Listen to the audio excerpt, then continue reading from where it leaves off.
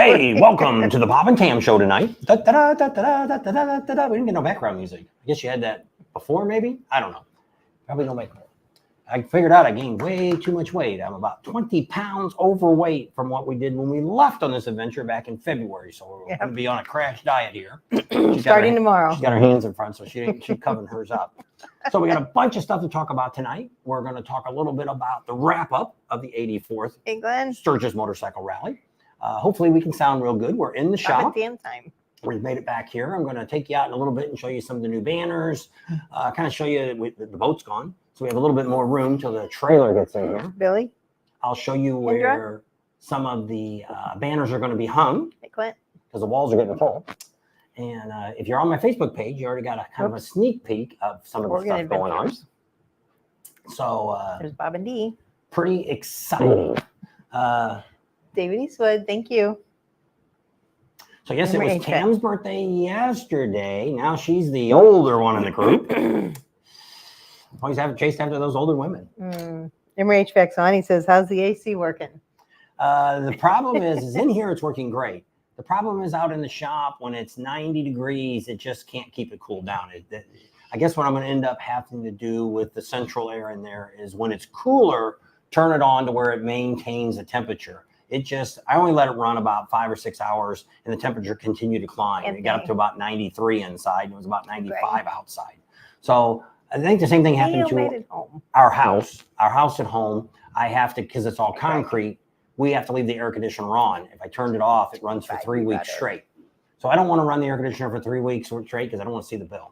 So at this moment, we're not running the central air. We're just going to wait. When I'm out there working in the morning, it's better. It keeps it a little bit cooler. But as the temperature starts heating up here, because we're getting up to about 110 to 112 degrees. Our Dam's guard is on. And Greg said happy birthday. Bob and Dee said happy birthday. Neil said happy birthday. Ben says sounds like smash that like button, friends. There's Mark. Thank you, Mark. Big Whoopie says aloha. Time to add another system. Don't have any money for that. I don't know if I can afford another one. Thank you, Rod.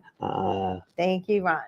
So I'll have to figure it out. The guy up the street, which he's gone right now. He's got the same steel building, but what he's got is either 4 or 6 split units that he's got out in the garage that keeps it cool. So I'm gonna go talk to him and see kind of what he's doing on his setup. If he did anything with the doors, blocked them off or anything like that. So that's just my thought, is because it was already 90 degrees here when I turned on the central air. And, we're sitting down there, I could feel it blowing on me. It kept me kind of cool. But as the temperature, like I say, once the temperature gets up to about 110, right now it's 109 outside. So right now we don't have any cooling spells till not in the near future. For the 10-day forecast. Problem is at night here, it gets down to the cooling off is about 83 degrees. So it doesn't feel quite as hot because we don't have the humidity. We have about 4 or 5% humidity. So it's not really, we've been out all day, but it's tough because like at home with the air conditioner, I set it about 79. Can't really crank it down because poor air conditioner be running. I need to replace the one in the house too. So I need to come back out and look at my air conditioner in the roof or at home and figure out, because what I'd like to do is just get a new compressor outside, but maybe get like a 5-ton unit. I think it's only a 2.5 or 3-ton outside for the house at home. Because Bob's sounding a little weird. I don't know. Keep talking. So I don't know. Probably a little deeper tone than I normally have when we're doing videos where I'm all excited and I'm really high pitched and all that kind of stuff. So we got a lot of stuff we want to talk about. Not my own sign off. And it's a Bob and Tam show. We got that from Steven. Yep. They're in Myrtle Beach. I don't think he's on yet. Nope, I haven't seen him. I didn't write him and remind him. I remind Neil. Did Neil come in? Mike's on. Yeah, Neil's on. Yeah, I reminded him a little while ago. He was sending some messenger stuff. And I said, don't forget, your time is 4 o'clock. Maybe the mic. I don't know. It does sound a little echoey maybe. You can hear yourself. So you just need to talk. Check. I don't know. Sounds all right to me. Here, let me move it. It'll make some noise here while I move it around. I don't know. So quit talking. Says, maybe it's because we're talking at the same time. I told you that before. Well, then I can't. Go ahead. I'm just saying hi to everybody.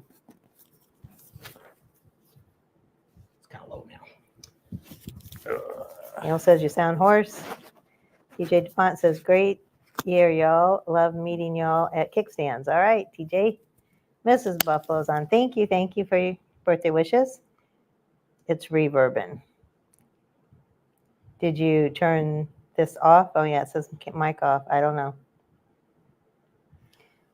Problem is we can't talk at the same time. We've always had that problem before. You got one person can talk, the other person don't. I don't know why two people can't talk at the same time, but hopefully that'll see if that helps. Jeff's on. Terry's on. Thank you, Terry. Happy birthday. Chris is on. Jeff says, hi, Bob. Hello, Bob. So we're going to talk a little bit about Sturgis, the 84th. It's all over. A lot of people were complaining about a little bit of everything.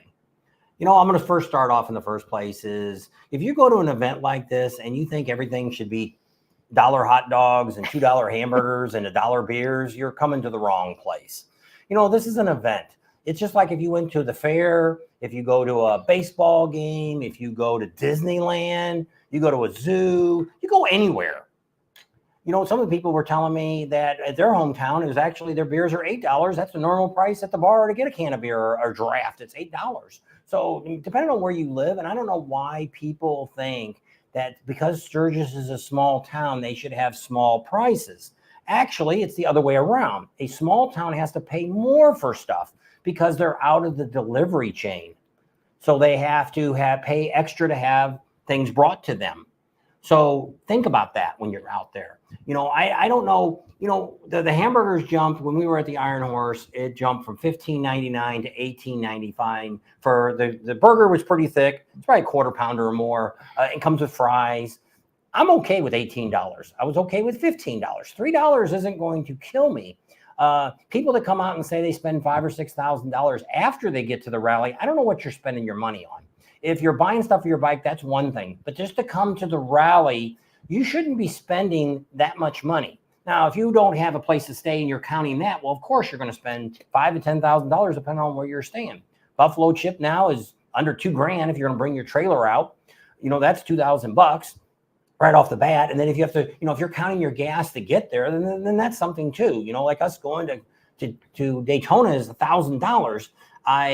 I guess you would put that in as your expense, but it's not what you need to, because some of the people on Facebook are asking the question, how much money do I need to bring to Sturgis? And people are telling them $4,000 or $5,000. I don't know why you would need to bring $4,000 or $5,000. Even if you're buying $8 beers, how many for $1,000? We could buy what, 800 beers? Well, it just depends if maybe you want to do something to your bike. That's I'm saying what you need to bring. You don't have to get anything for your bike. No, you don't. So you don't need to buy souvenirs. You can buy the 4 T-shirts that's got Daytona on the bottom of it, Florida, for the Sturgis Rally. They got them fixed up there for you. But for the same price. Yeah. So, I don't know where people say they have to spend so much money. We didn't add up what we spent yet. But I mean, it's like gassing up the bike. Yeah, it's close to $4 a gallon for premium gas. A little over $4 in some places, but I mean, you're putting it in your bike. If you're putting 6 gallons, then it's, so it's $20 or $30. But I mean, you're going out and having 200 miles worth of fun or whatever your bike's getting for gas mileage and stuff. But you don't have to spend that much money. It doesn't take that much. It's not like going to Disneyland. You go down to Florida and yeah, you're going to dump $5,000 to $10,000 pretty easily after you've got your motel room. For the price of gas down there, for everything's going to cost you because there's nothing cheap that you can go to. You can still go to McDonald's. You can still go to Burger King's there. They've got the $5 meals. They had them going on during there. We didn't eat there, but you could have. We didn't do McDonald's either because we didn't want to deal with the kiosks again. Okay, so Charles said that he thought it was reasonably priced, or just was. And Crap on a Cracker said Gas Monkey had a 16-ounce beer for $6 and $3 refills in the cup. There you go. In your cup over there. You get that filled for $3. So there you go. A lot of people had good deals on refills. Yep. So there was places you could go over. If you're at the Buffalo Chip, you can go down to Woody's Bar right next to Domino's Pizza down there in the amphitheater from 9 o'clock in the morning till 5 at night. They got dollar drafts. I think it's Coors, but hey, for $1 beer, who cares? Can't bitch when you're for $1. If you're just looking to get a buzz, yeah. I mean, drink your good beer. You can bring your own beer. You can drink, but I don't recommend drinking and riding But I mean, if you're going to come downtown and do the bus, have a few beers at your campsite or at your hotel and get on the bus and ride over. And then that way, when you're at there, you don't have to spend so much money. There's places still would charge me $3 or $4 for a soda. Yeah. So I'm paying, and that's insane. But did I complain about it? No, this is the first time I even mentioned it, other than she coming up and saying, well, you only got $1 back from your $5. So TJ said they budgeted for their trip and brought money home. It was as expected. Party money and souvenirs for 2 weeks was under $2,000. Here you go. And that's for 2 people, I'm assuming. And so, yeah, but he bought souvenirs, and then that can cost you. You can spend a couple $100 just buying your friends, like we do. T-shirts. We do the opposite. As soon as the Harley tent opened up, we went down there and bought some shirts for the Jim takes care of our place while we're gone, does the mail and does anything I need in the house or needs to get stuff out of the garage. He can come in and do all that. Sell the boat. Yep, sold the boat for us. So we bought him a few extra shirts this time, but I mean, I got him anywhere from $15 to $20, the sales shirts. And I just get ones that have the dealership name on it, like Black Hills Harley, or I got one for Daytona Harley. So it was shirts that not for rally time. He just likes to have a shirt that has just the dealership name on it. He's not really looking for a Sturgis shirt. You don't always have to get everybody a Sturgis shirt, but. So this guy, Rand Durgo, I need to put my glasses on. I don't really know how to say your name, but he says he's been yard camping at 5th and Main for $25 a night for 20 years. It's still $25 in 2024. What a bargain. Steve Masters, a.k.a. Here, stop on that one. So the guy that stayed in the yard, what's his name? Steve. Do you book that ahead of time or do you just show up? Because we messed up again this year. We wanted to stop by some of those yards and get phone numbers so you guys could call and get prices and things like that. Because they put all the signs up after we get there, $20 to $25 for yards. Some of them got showers, things like that. How do you book your stay? Did you call ahead and say, or do you just show up and they've always got room in the yard for a tent? Well, if he's been going there 20 years, I'm sure that they've got each other's phone numbers. So TJ said that under $2,000, that was for food and everything. So okay. That's good. Big Ben's on. How you doing, Big Ben? Retired from buying shirts after camp. His paid for money is spent on food and booze and fuel. There you go, Big Whoop. My biggest cost was getting out there and getting back, said that's Hard 27. If you're going a long distance. So he saved a lot of money because he didn't have to make me a strawberry rhubarb pie this year. If you're, if you're coming from Florida, Southern California, where you're putting, 18 to 2,000 miles or more on your vehicle. And if you're driving, if you're pulling a trailer, you're not getting as good a gas mileage as if you were riding your bike. Harley One Forever says, I drank one twisted tea the whole 10 days I was there. And it was $8 for a twisted tea. So that's all he spent on alcohol. Chad's on. He says, hi. I averaged about $1,200 after camp fees, came home with a little cash. There you go. So Jeff says, who says I'm buzzed? Signal is lost. I don't know. It looks like we're still on to me. Tony says, hi, Bob and Tam. I think it would have been cheaper if we had a new truck. There you go, Glenn. He still hasn't got his new truck yet. Spent more on fuel than at the event. Yep. Well, they came all the way from Florida. Rod King did. So that was a long haul. I paid $4 for a large Coke at Burger King. Jeez, that's outrageous. Ranger Daddy-O. Okay, there you go. TCW. So he must know him. It's weird here in Rapid. Gas was around $3.30-ish pre-rally, and about 2 weeks before it went to $3.50-ish, and now it's back to $3.36. So at Sinclair, I got 20 cents off. There you go. I think they do that just like when it gets close to Memorial Day or Labor Day, all the gas prices seem to magically go up about 20 cents a gallon. And I think it's because they think people's going to go out on road trips and stuff. Where's your next trip? Well, the very next trip is going to be to California. We're going to see our daughter in California and my other 2 grandsons and my son-in-law. And that'll probably be next week, sometime the end of August. And because it's our third grandson's birthday, August 31st. So we'll go back and see them and be there for his birthday. Then when we get back, we fly into Ocean City. And then after Ocean City, we fly into Bikes, Booze, and Barbecue in Eureka Springs, Arkansas. And then we'll go back and see the other daughter, to see the other 2 grandsons, play their high school football games. And then we'll be home sometime first part of October. So there's our next trip, Big Ben. You going to be anywhere around there? Because we keep missing him. Yard camp at 5th and Main. Just show up and they always find room. There you go. So 5th and Main. I'm trying to think what 5th is. Main. Okay, so Main Street and 5th Street. Okay, so that's almost right downtown. Okay, so I think I know where that is because the 4th Street is where the police station is. So it's the next block over. I got it now. Got it figured out. Tom says, Tam's still working on a deal to rent a house in Deadwood for April to September. And you and Bob can stay rent-free. We'll have our bath and den and bedroom. There you go. How about that, Tom? All right, got all the things set up. We forgot the Facebook pages for everybody. Yep. So if you're looking for us, we actually have 3 different pages. So we actually have 2 Bob and Tams. One is a group page, which and one is a business page. The business page, this always come up now. We never got. Hopefully, by the time we get to, I guess we won't see him to Myrtle Beach. No, we'll see him in Ocean City. Oh, Ocean City. He can. Ryder X can get our computer set up to where hopefully he can figure out what Facebook and YouTube and all that's done to my StreamYard to where we can get back to where we're putting this on all the channels and I don't have to go in there and type it all in. So the price was the first thing that we wanted to kind of talk about. Was for a lot of people are complaining about the price of things like that. And to me, it wasn't that bad, but I mean, we're not going down to One Eye Jack's and I'm not paying $8 for a beer. Did we have a drink? I think we did have one drink someplace, didn't we? Well, you had your twisted tea.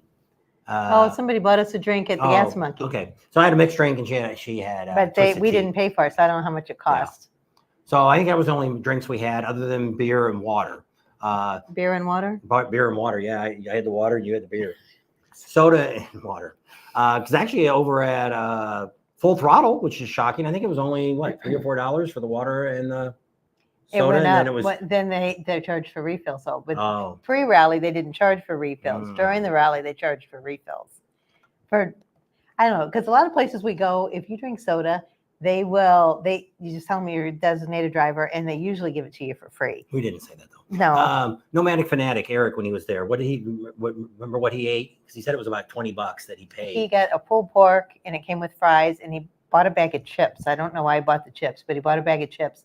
And I think he said it was right around $25 and they split it. That wasn't too bad. It was a pretty good. Yeah, it was a pretty big barbecue sandwich. They split it. They knew they were gonna barbecue or grill whatever later that night. So they didn't want to eat a lot, but they were getting hungry. And sometimes that's the best thing to do. Sometimes is split stuff. I know it's tough to do that, but I mean, typically we try, which doesn't always happen. We try to only eat one meal a day when we're at a rally. You could go over to the Pizza Ranch. They had it for $12.95, I think, or is it $18.95? Is a regular price. We get the senior price. So $9. Well, that's only for seniors. Yeah. But I think the regular price was like $18.95, I think is what the price was. And that included everything you eat, plus the drink was included, and you could eat as long as you wanted. They had fried chicken, and they also have the pizza, and they have a whole bunch of stuff there. Salad bar, everything like that. Desserts. Yeah. And it comes with your drink. And that's a good deal. Now, this time we didn't eat it at all during the rally. We ate it before, and we ate it after the rally. Yeah. We did kind of eat at, we did eat at One Eye Jack's before the rally, but we did not eat during the rally. We ate at probably the only place that I wasn't very happy with was we ate at the Pan Pizza there on Main Street. We did their breakfast. And it's $20 and there really wasn't anything per there. person. It was pretty much biscuits and gravy and sausage. And then they had some small pancakes and they had some ham. Yeah, ham instead of bacon. And peaches. And that wasn't worth $20. Nowhere. And you could make toast if you wanted, I guess. And you still had to pay for a drink. So it was almost $50. Yeah. Because I asked for a tip too, and he gave him a tip. I'm tired of that too. There's a thing that everybody should be complaining about. All these machines now they want a minimum of 18% gratuity and go all the way up to like 28 or 30%. And it's like, so today we went out to eat at Perkins and I dropped it. I dropped down, I give him $5. I'm still under, I was probably 12%, but 15 was like $5.85 or something. I'm like, no, you get $5. That's what I'm willing to give you. Not you tell me. And that I would complain more about that than anything else was how much they're expecting now, not for you just to write in, hey, and sometimes it's even like at a kiosk. It's like, want to leave a tip and it's like, for what? I'm ordering my own food. I got to pick up my own food. I mean, the only thing I didn't do is cook it. I mean, but goodness gracious. Yeah. So it's, I don't know. That was probably more of a pet peeve for me, but we're seeing that all over the United States. So it wasn't just at the rally. So, like I say, we ate at the Knuckle during the rally. We ate at Loud American during the rally. We ate at the Vets Club. We did breakfast there. That was good. That was, I think it was about $18 or something. No, I think it was like $18 a piece. Oh, maybe it was $17.99. And it was okay. No complaints there. We ate at the little Lutheran church there that's on Sherman. That was a good deal. That wasn't bad. That was $10 a person. So yeah, that was really good. We did go out to the Full Throttle the last day, which we didn't. That video you didn't get to see on Friday because we did lives. Theirs was $18.95, and they charged you tax, where a lot of the other ones just. So you're pretty much paying about $20, but it was worth $20. So what else you get? Banana bread, homemade banana bread. So that was good. So that was kind of neat, and they kept it really full. And we got there late because they quit at noon, and we were there probably at about 10:30, 10:45. Yeah. And they kept everything full. Everything was hot. They had big fat bacon. You're going to see that on the video probably Tuesday.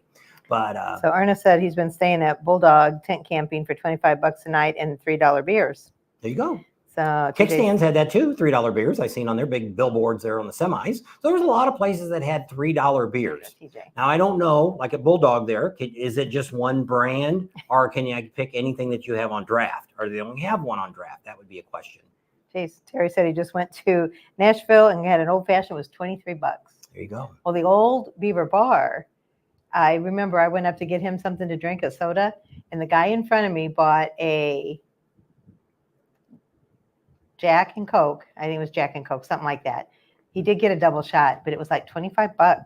It was. I thought. Which that was Leslie, well, she still owns the Beaver Bar. She just doesn't have that one anymore. She tells us that that's what it is. You make most of your money on mixed drinks, and you figure that a bottle of mixed drinks, if they're putting a shot in. Somebody was complaining at One Eye Jack's, I don't know, that they weren't putting in any kind of liquor at all. They were putting water in the drink. I don't know.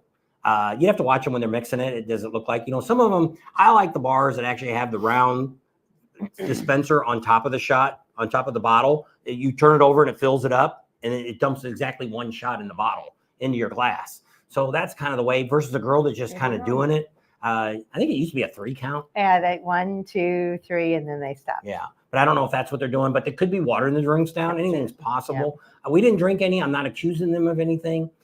We did have the barbecue there, and it was okay. They kind of explained how their smoker is. I never did get back there to see what they were doing, but I guess we'll have to believe what they said, that they're a smoker, but they're using it to where the wood that they're mixing, the pellets are trying to mix it to where it doesn't have much of a smoky taste.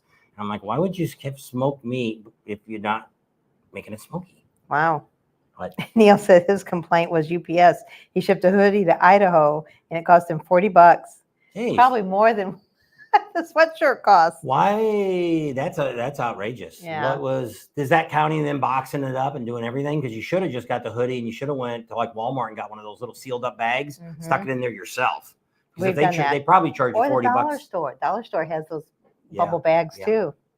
Oh, I got to scoot back on the ship. Guns N' Rides said that we interviewed them at the Full Throttle, and they said that was the highlight of their trip. There you go. Did you put them on? Guns N' Rides? I don't know. It depends on what day we interviewed you. Because the one I'm doing right now, my next one I'm working on for Tuesday is the Friday interview. So if you were the ones, we had some people that we seen out there at. I think I interviewed them. I don't think you were around. They were all sitting at a table. I don't know. I don't know where that you might have were. already been done already. I don't know. Did you see your video yet, guys? Yeah, let us know.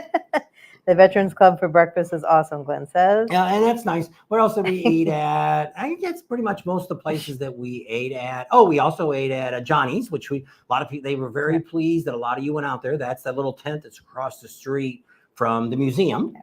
And Johnny's sick. It's a family business. They've been there for 24 years serving food. And when we went down there, because we eat there a lot. I used to get my iced tea there. They have iced tea, real iced tea. Everybody else got fountain out here in South Dakota. But they have real iced tea that they brew. And but he's like, man, you guys sent a lot of people here to us. We thank you. And why we are so big on him is Johnny, which is the one that he's sick right now. And hopefully he'll be back next year. That very first time when we started this in 2020, we were walking down Main Street before anything ever started yet. And he come running out, Bob and Tam. The very first person to ever recognize us. And we're like, I guess he's talking to us. I'm like, I don't know. And he says, I've been watching you since I got in town, because they opened like a week before the rally. They're open the Thursday before the rally, pre-rally. And so yeah, they always cook the food. Everything's really fresh. I had chicken strips the other day. And what did you eat from Johnny's? I think I got the fried rice and egg roll. And everything was good. Ate it all up. And hot. So yeah, it's always fresh. They're always good. I just always give my hand because I'm not a big foodie off of trucks. We walk up and down that street, and I look at some of the stuff those people are cooking and stuff, and I'm just like, I'm not eating none of that. Even a rolling hot dog on 7-Eleven, she won't eat. What are they looking at? The brick walls flying around. It's I got the fan on. It's ready to fall down. We got the fan above us on because it's. Can you tell? Because my hair keeps going in my face. That's what do you call them? Backdrop. Fans. Backdrop. Yeah, because it's green screen behind that. Yeah. Yes, you did put us on, and we watched it while we were out there. It was awesome. So I guess we did it when we were out there already. Everything up till Thursday should already be out. Thanks, Chip. So tomorrow's video is actually, if you went on our ride with us, that we went out and on Wednesday and did, that's coming up on Monday. So you can all watch that and see all what we did with a bunch of you subscribers came along with us. And a couple of new ones. I don't think Tam wasn't sure of everybody's name, so we didn't rattle everybody's name off on the video. I know. I was afraid. And I should have went around with a camera, and we didn't do it because I didn't bring the 360 camera because she rode her own bike. So pretty much the video, you just see me riding down the highway. Not me, but the bike riding down, seeing the road. I don't have a whole lot of video of us, the bikes running, pretty much pulling into Stone. I guess leaving Deadwood, getting into Stonehouse, pulling in there, leaving Stonehouse, pulling into Aladdin, pulling out of Aladdin, pulling into Devil's Tower, pulling out, and that ends the video. Plus all the stuff in the middle of it that we talk and show you what's going on and stuff like that. They said they thought they were tripping because the wall was like waving. Well, I guess it is. Can you turn it down a little? Yeah. Yes, Neil hit the thumbs up button. Neil, you got home. Yep, Neil got home, it looks like. So he left on my birthday. He left yesterday from Wisconsin and got home. So what else we want to talk about on the 84th is we got my little list here. Can you read my writing? Probably not. Okay, so a lot of people wanted to know what the numbers are, the attendance. Okay, what they did this year is different from anything they've ever done before. Okay, well, let's explain what they've done the last 4 years that we've been doing this, dealing with the city and talking to them and stuff like that, which I think they probably went with my advice, which is, why are you paying to have this done? Because you're way off on the numbers. We'll talk about that in a minute. So we used to count the trash. They weighed the trash, and based on how much trash there was, based on what the people that live in town, that's how they calculated it, which I really never understood that, because let's say the average guy's drinking 10 beers. Does that mean everybody that lives in that town drinks 10 beers a day, and that's how they average the trash? I don't know. To me, that was the stupidest thing they could have ever done. So last year, what they were supposed to have done is pinged everybody's phones. I call bull crap on that too. This year, what they're doing is going off of DOT, Department of Transportation. So if you notice, there was a bunch of rubber bands that you run across all over the Sturgis area. The other thing now is the city of Sturgis has enlarged the city limits. If you actually stayed over there at the Big Rig RV Park, which changed their name to Blacktop something or Black Hills Vista. Yeah. Something like that, RV park. They are now in the city limits. So the highway there is now in the city limits. So the number they came up with is 479,870. Okay, this is an increase from 3% from last year, which they had about 458,000 vehicles. Now, this is car count, traffic count. It has nothing to do with who stopped in Sturgis, how many people actually were there, or nothing else. Like if we went out on a ride, we might have crossed over that rubber band 12 times. So they counted us 12 different vehicles. So that's the thing that what I tell everybody all the time, just like I've argued with the city about, is there's no humanly way you can count how many people are staying here. Why? Because one is you have tourists that are here. You know, the Black Hills is a very big tourist area, a lot of cars, things like that. The city finally agreed with me, not the city, but the city accountant agreed with me. No longer there. Yep, we're going to talk about him too in a minute. He actually came out because they were about $250,000 short of their budget in 2023. So they have a budget that they make up, and they estimated on how much money they think they're going to spend, and they spent more than what they had. So the city accountant actually said this year in the newspaper, it actually said that ever since the 75th, there has been a decrease in attendance. The way he calculated it is sales tax, revenue coming in, permit money, all that. So in a case like that, exactly what I've said all along here, these rallies, we are dying. We are slowly losing people. We're not gaining the younger crowd as much as the people we're losing. Now, some people say, well, it's because of the 75th. No, they're going back before the 75th and saying that the money has been coming down ever since. So once again, you couldn't say. How many would I say? I don't know. I'm figuring we probably had 50 to 100,000 motorcycles. 100,000 motorcycles is a lot of motorcycles. And I'm counting the whole Black Hills. But I mean, in no way of knowing, it could have been 50,000. There is no humanly way to count. I actually gave the city a great idea, but they wouldn't do it. If you go to any major city, they scan your driver's license when you go into a bar to make sure you're legal age. That actually gives them all your data, your age, your where you're from, everything. If you scanned everybody's driver's license when they came in to make sure everybody's legal, then you would have a really good count because you would only could count them once because you'd have that person's name and address. Yep. So, but the city didn't want to do that. Why? Because they don't really want to tell you the real number. Same thing with Daytona. All these rallies are exactly the same. They make up these numbers because one, if they told you there was only 50,000 people came to Sturgis this year, are you going to pay $300, $400 for a motel room next year or $2,000 for a campground? No, you're going to say nobody's going. Why do I need to pay that much? That is why they do it. Once again, just like Tam said, that accountant has stepped down. So I'm assuming because the city doesn't like to talk about the attendance. They argue with me. For 4 years, they've been arguing with me that I'm full of crap. That when I told them they pinged everybody's phone last year and said there was 500 and some, it was 7,500 people less than what the 75th had last year. And it's like, are you smoking dope or what? There's no way there was nowhere near. So that's where we'll leave that at. So that's their traffic count. Once again, there's no humanly way to predict it. For my opinion, and the only way we can judge this is because we stayed at the Buffalo Chip last year. We didn't really get out in the town like we did this year. But looking at the Buffalo Chip, a lot of the main areas like the back 40 and stuff was really full. But when you first came in, when you first come in the Buffalo Chip, that whole area to the left, there's more like dry camping. You can rent a Johnny on the spot, things like that. You got Alkaline Road. It all runs along there. It was very empty. And last year, that was really full. So that's kind of where I'm putting my numbers at, that I think it was down a little bit from last year. But one of the things that we had, which the city doesn't talk about this anymore, we should go out there in October, but I don't know if we have time to do it. In October, the city does a wrap up, and you come out there and they have a big meeting. It lasts about 3 or 4 hours, and the city talks about what they did, how much money they brought in. They talk about what they're going to do next year, talk about donations that they give out, all this kind of stuff. And so we went 2 years ago. Well, back then they told us it was an 18% increase in car traffic. Well, that year they went out with a little iPad, and a bunch of little girls were on Main Street. I never seen them, but I'm not saying they weren't there. And that's how they said they got their information. Yeah, which is a good idea if that's what they did.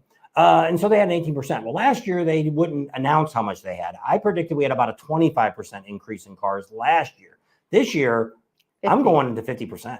I have never seen so many cars in my life in Sturgis during the rally. When we left around 8:30, 9 o'clock, coming in from Kathmandu at Junction and the 90 there, it was already backed up to the bridge all the way down with cars. There was probably 10 or 15 motorcycles, and the rest were cars and pickup trucks coming through town. They weren't going to work. It was looky-loos. And the problem is we only have Junction and LaSalle as main streets. So that's the streets that they're all coming down, driving around. They're looking around. Young kids are riding. There was a Jeep that had 6 kids in it, revving it up, and a truck behind them had a ton of kids in it. And they were revving it up one afternoon. Another thing we noticed this year, too, was a lot of, like, classic cars just driving around. And the first weekend we thought, well, maybe there's a classic car show somewhere, Bellevue or wherever. What do you want? Jug.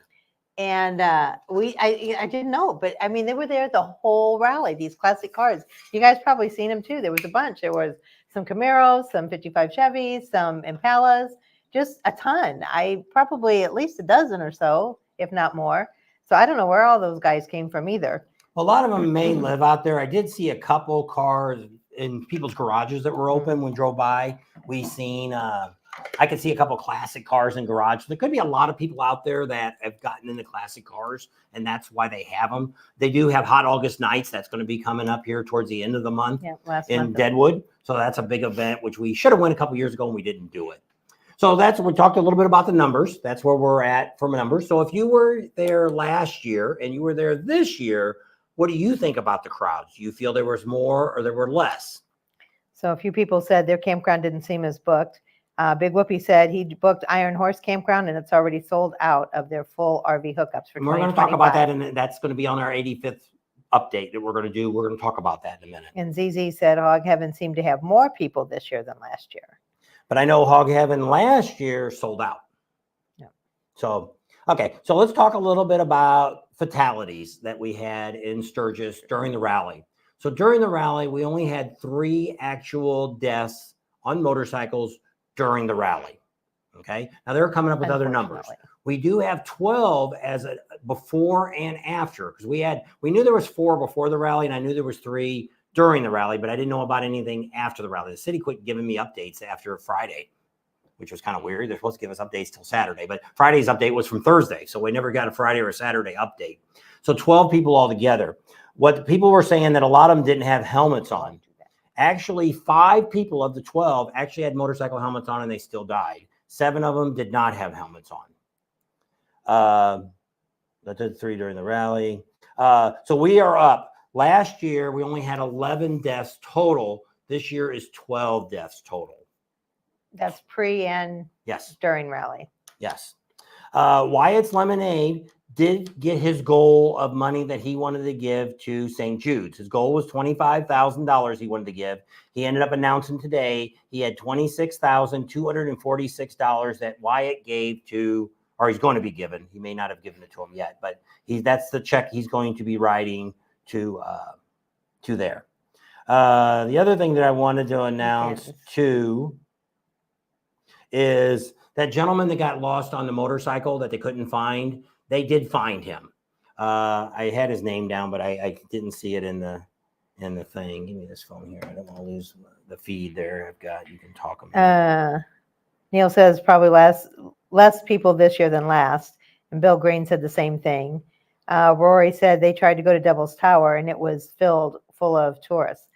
If you go on the weekends, Mount Rushmore, Custer State Park, all those touristy places on the weekends are going to be filled with either locals and tourists besides the motorcycle enthusiasts that are out there. So if you went on a weekend, that's probably why you couldn't get in.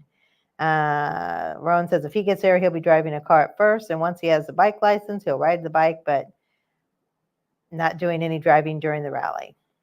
Jeff says that's sad. I know. Great win for Wyatt's kudos. Yes, he's a good kid. He does a lot of good. He's going to go far in life.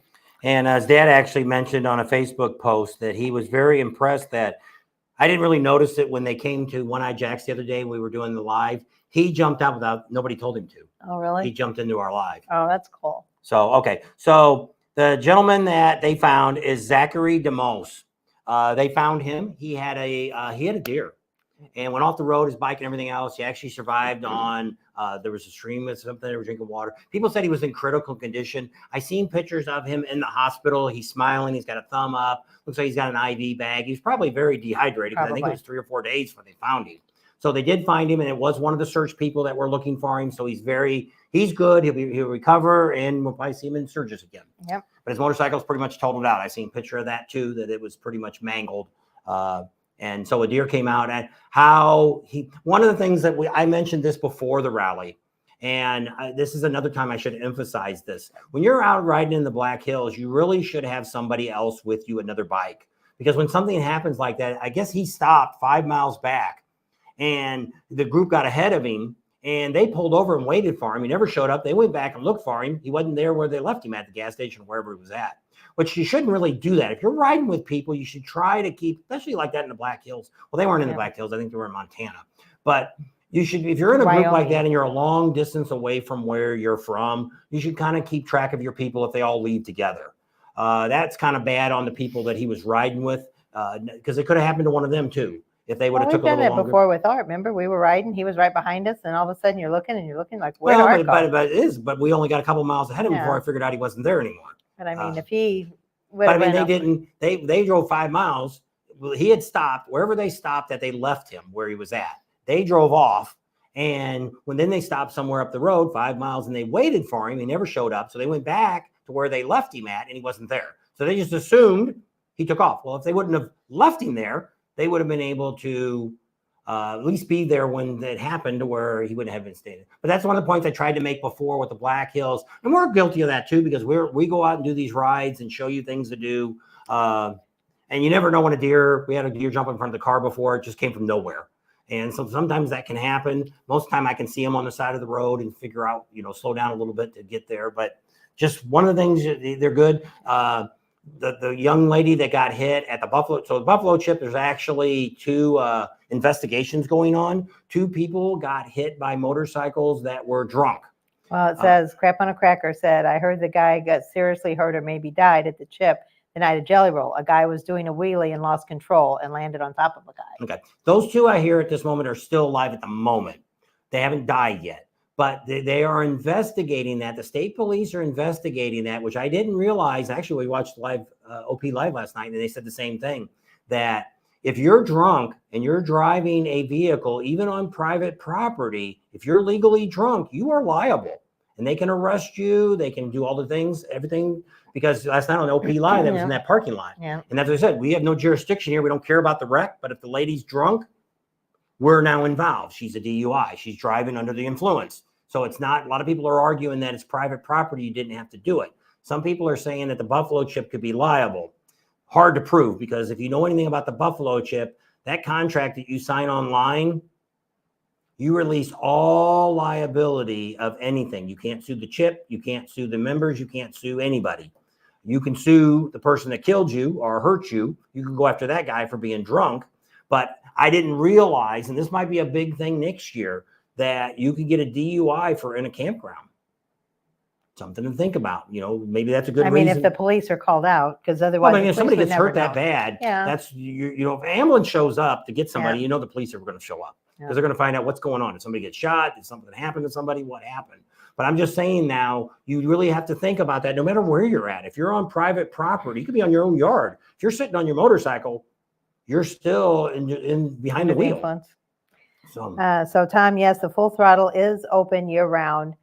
It's limited hours once wintertime gets there, and it's only usually the front part. That whole big back part is not open.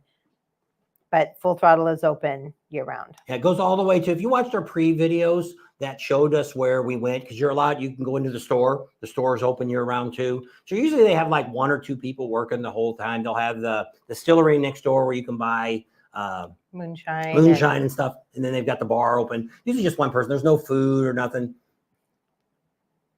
Yeah, no, we get older and wiser, right? Chip says he's glad we don't drink anymore. Some folks were complaining because bikes weren't allowed too close to the stage. That's another whole sore subject for him. I'd say back in the day, it probably was a good thing. But I mean, we noticed, like, especially last year with Def Leppard, there's some morons out there that just have it full throttle all the way through the song.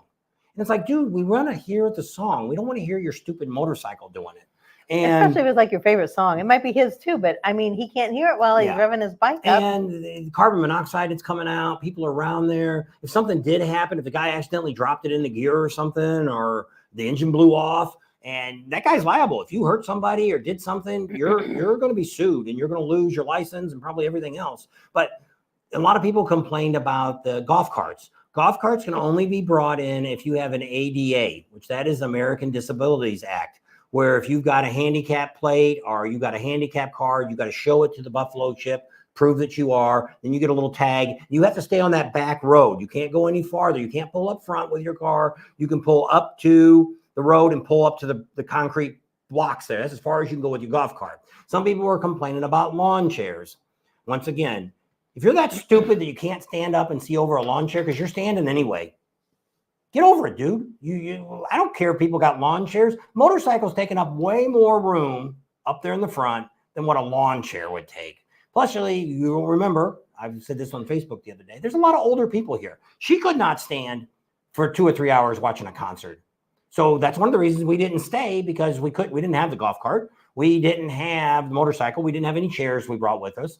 So she would really not had a place to sit, and she couldn't have stood that long. If she would have stood the next 2 or 3 days, she'd be nowhere beyond.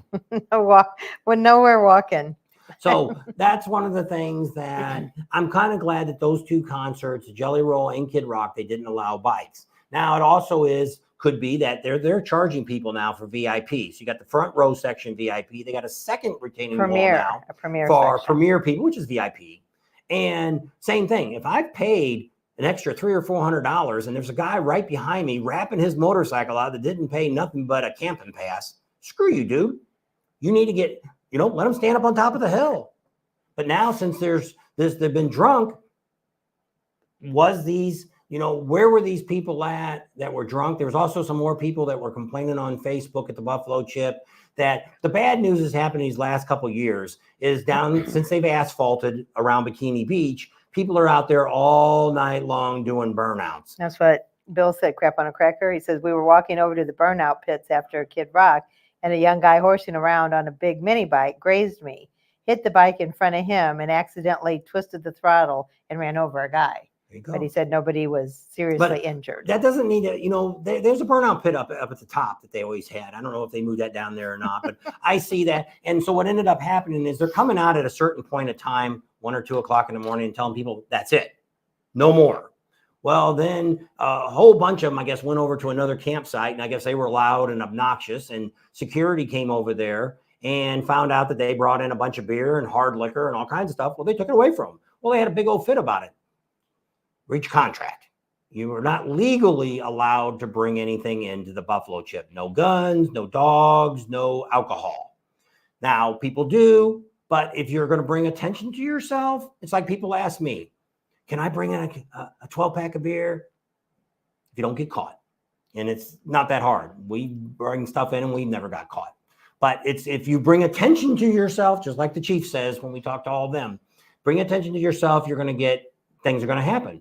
But they'll gladly give you attention. That's what he says. So Jeff said, this is a rally, baby. Cry, cry, cry. Yeah.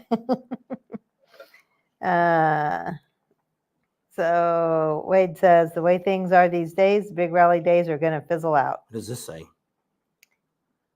So we do have something else that a lot of people talk about this. And did I keep it on my phone? Neil says he's going to carry a baseball bat next year, and if anyone's drunk around him, see if he can hit a home run. It'll cost him over $5,000 to fix my bike. So one of the things that Sturgis ends up having a lot of issue with is sex trafficking. And they actually talked about this on the news the other night. And I didn't really understand what they were doing. We had heard from the police that what happens is we have a lot of Indian reservations along the 90 there coming towards Sturgis, that a lot of people will come in and they'll grab some of the young kids, the girls, the boys down there, and they bring them into Sturgis to sell them during the rally because there's so many people can't. Well, what the police have been doing since 2020, they've been running a sting. And did you actually see it in person or did you see it? No, it was on Facebook. I think it was a news. Okay. So what ended up happening is she's seen this news clip the other day that showed somebody went to the McDonald's in Sturgis and was looking for a 13-year-old girl. And so whoever approached them said, "What are you here for?" And the moron just said, "A 13-year-old I'm supposed to meet here." Well, he got arrested. Well, ends up being he came up on his bicycle. So ends up being in 2020 they arrested 8 people. 2021, they arrested 9. In 2022, 6. 2023, 5. We got 7 in 2024. Now, here's what the shocking thing is, which I couldn't believe this. This was on the news, and I took a picture so I would have it on my phone. So in 2020, there was 8 arrests. 6 of those people were from South Dakota. In 2021, there was 9 arrests. 8 of them were from South Dakota. In 2022, 6 of them were arrested, and all 6 were from South Dakota. In 2023, 5 of them were arrested, and all 5 of them were from South Dakota. In 2024, 7 of them were arrested, and 7 of them from South Dakota. There's a lot of perverts in South Dakota. It was very shocking. I could not believe that. I would have thought that. I thought it would be more people that were coming into town doing this, because we see this all the time. Everybody's always trying to get lucky at the rally, And I always say the same thing. If you can't find a girl at home that wants a free ride on your motorcycle or in your motorhome and an all expense paid trip, you can't find one there, but you're thinking you're going to find one at the rally, I'll bet you there's a problem with you, not necessarily the girls here or at home. Something to think about. So that's kind of our wrap up for the 84th Sturgis Rally. If you have any more questions, you can put down here. Chad's from South Dakota. He says, hey, now. I'm just reading the statistics. I don't know. She's seen the one guy pulled up on a bicycle, an old guy pulled up on a bicycle. Yeah. So that was kind of. Well, I guess they must have had a specific place to meet. So I guess the cops were close by and they saw the guy looking around. And I guess the undercover cop must have walked up and said, hey, who are you looking for? I'm supposed to meet somebody here. And I don't know. And then he was arrested and he was sitting there on the ground. And he says, were you the 12-year-old girl I was talking to online? Asking this cop. And of course, they do that a lot of stings. I've seen that in some of the other TV shows and stuff like that out Law there. and Order or whatever. They'll dress, they'll have a cop that looks like a young girl, dress her, make her look younger yet, and put her out there and say she's 13. And it's not entrapment. And but TCW says recommended a Louisville Slugger for a good swinging bat. So yeah, here's one more reason you should not be bringing anybody under the age of 17 to the Sturgis Rally. Glenn says that's why he brings mine with me. Good choice. Yep. So let's talk a little bit about the 85th. So you just said that the Iron Horse is sold out for RV full hookups. I don't even buy that because on my Sturgis page, at the end of the 2 weeks before the rally, they must have posted 10 to 15 sites that came back available. So I don't know if the people didn't pay or they're willing to resell them because everybody kind of put on there that they were fake. They were spam. And I checked the phone number and it was the Iron Horse Steel Pony Campground. So the Iron Horse says they're sold out of their full hookups. This is going, when we talked to Kathmandu, roughly they were sold out of their electric and full hookup. But don't hesitate to call them and get on the list because nobody's paid yet. Because when we sat in the office there, I think a lot of these campgrounds do this. They ask you as you're checking out, oh, are you going to come back next year? Oh, yeah, we're coming back. And they type it in the computer. Yep, they're coming back. Well, there's no money there yet. Money talks. The rest talk, crap walks. So don't hesitate to call some of these campgrounds and check with them and tell them, hey, I got my deposit. I can give you a credit card or whatever you want right now on the phone. So that way, get your spot for the 85th. The other thing that I've had some controversy with people is 2 years ago when we went to this October meeting in the Sturgis, we actually went around to all the hotels in Sturgis, which is the Days Inn, it's the Baymont, the Sturgis Lodge, and there was another well-known one there by the Baymont, Motel 8, Super 8. Super 8. So we went around to all those hotels and we talked to them about the rally for the next year, which would have been last year. And I asked them how they all work. And they all instructed me, do not book online. You must call to get a booking. Because what happens with what they told us was a lot of these corporate places like Baymont or Motel 6 or Super 8, they have a base rate that they're charging for a normal event, $100, whatever the room is, $150. Well, during Sturgis, it's more money. They can't readjust that on a regular basis because as it gets closer and closer to the rally, they're going to keep upping the price. So if you book online, which is what I told this girl today that was going back and forth, I book on hotels.com and I've always had a room. Well, good for you. I'm glad you didn't get surprised when you showed up and they told you we either don't have a room or, hey, you owe us another $1,000 for the room. So it worked out for her and I'm really happy that it did work out for her. She might be on here. If it did, thumbs up to you. But I'm just telling you what they told me. So that's why we pass it on to you. If you book it online, you do hotels.com, you get a confirmation number. See, the problem is we've had that problem too. We book things through Orbitz and things like that. And then when you get to the hotel and if there's a problem, what do they tell you? Sorry, you booked online. We have nothing to do with it. Third-party reservation. Call them. Mm-hmm. And then you call them and they're like, well, you have to deal with the hotel. So you're in the middle. Well, they always say, we'll give you a refund. I'm freaking 2,000 miles from home. I need a place to stay. And now you're telling me I don't have a room. So double check what you do. If I was going to Sturgis, I would not book it on hotels.com. I wouldn't do Orbitz. I wouldn't do anything. I wouldn't even go to like Baymont .com. No. I would call them directly, which is what they told us. And then all send to me do. from the hotel, send me my confirmation number, all that. And same thing. I would call back 6 months before the rally again and double check my reservation, make sure it's still good. I'm good with that. That way, nothing worse than showing up to Sturgis and you don't have a place to stay, because then you're really going to pay out of the yin yang for that.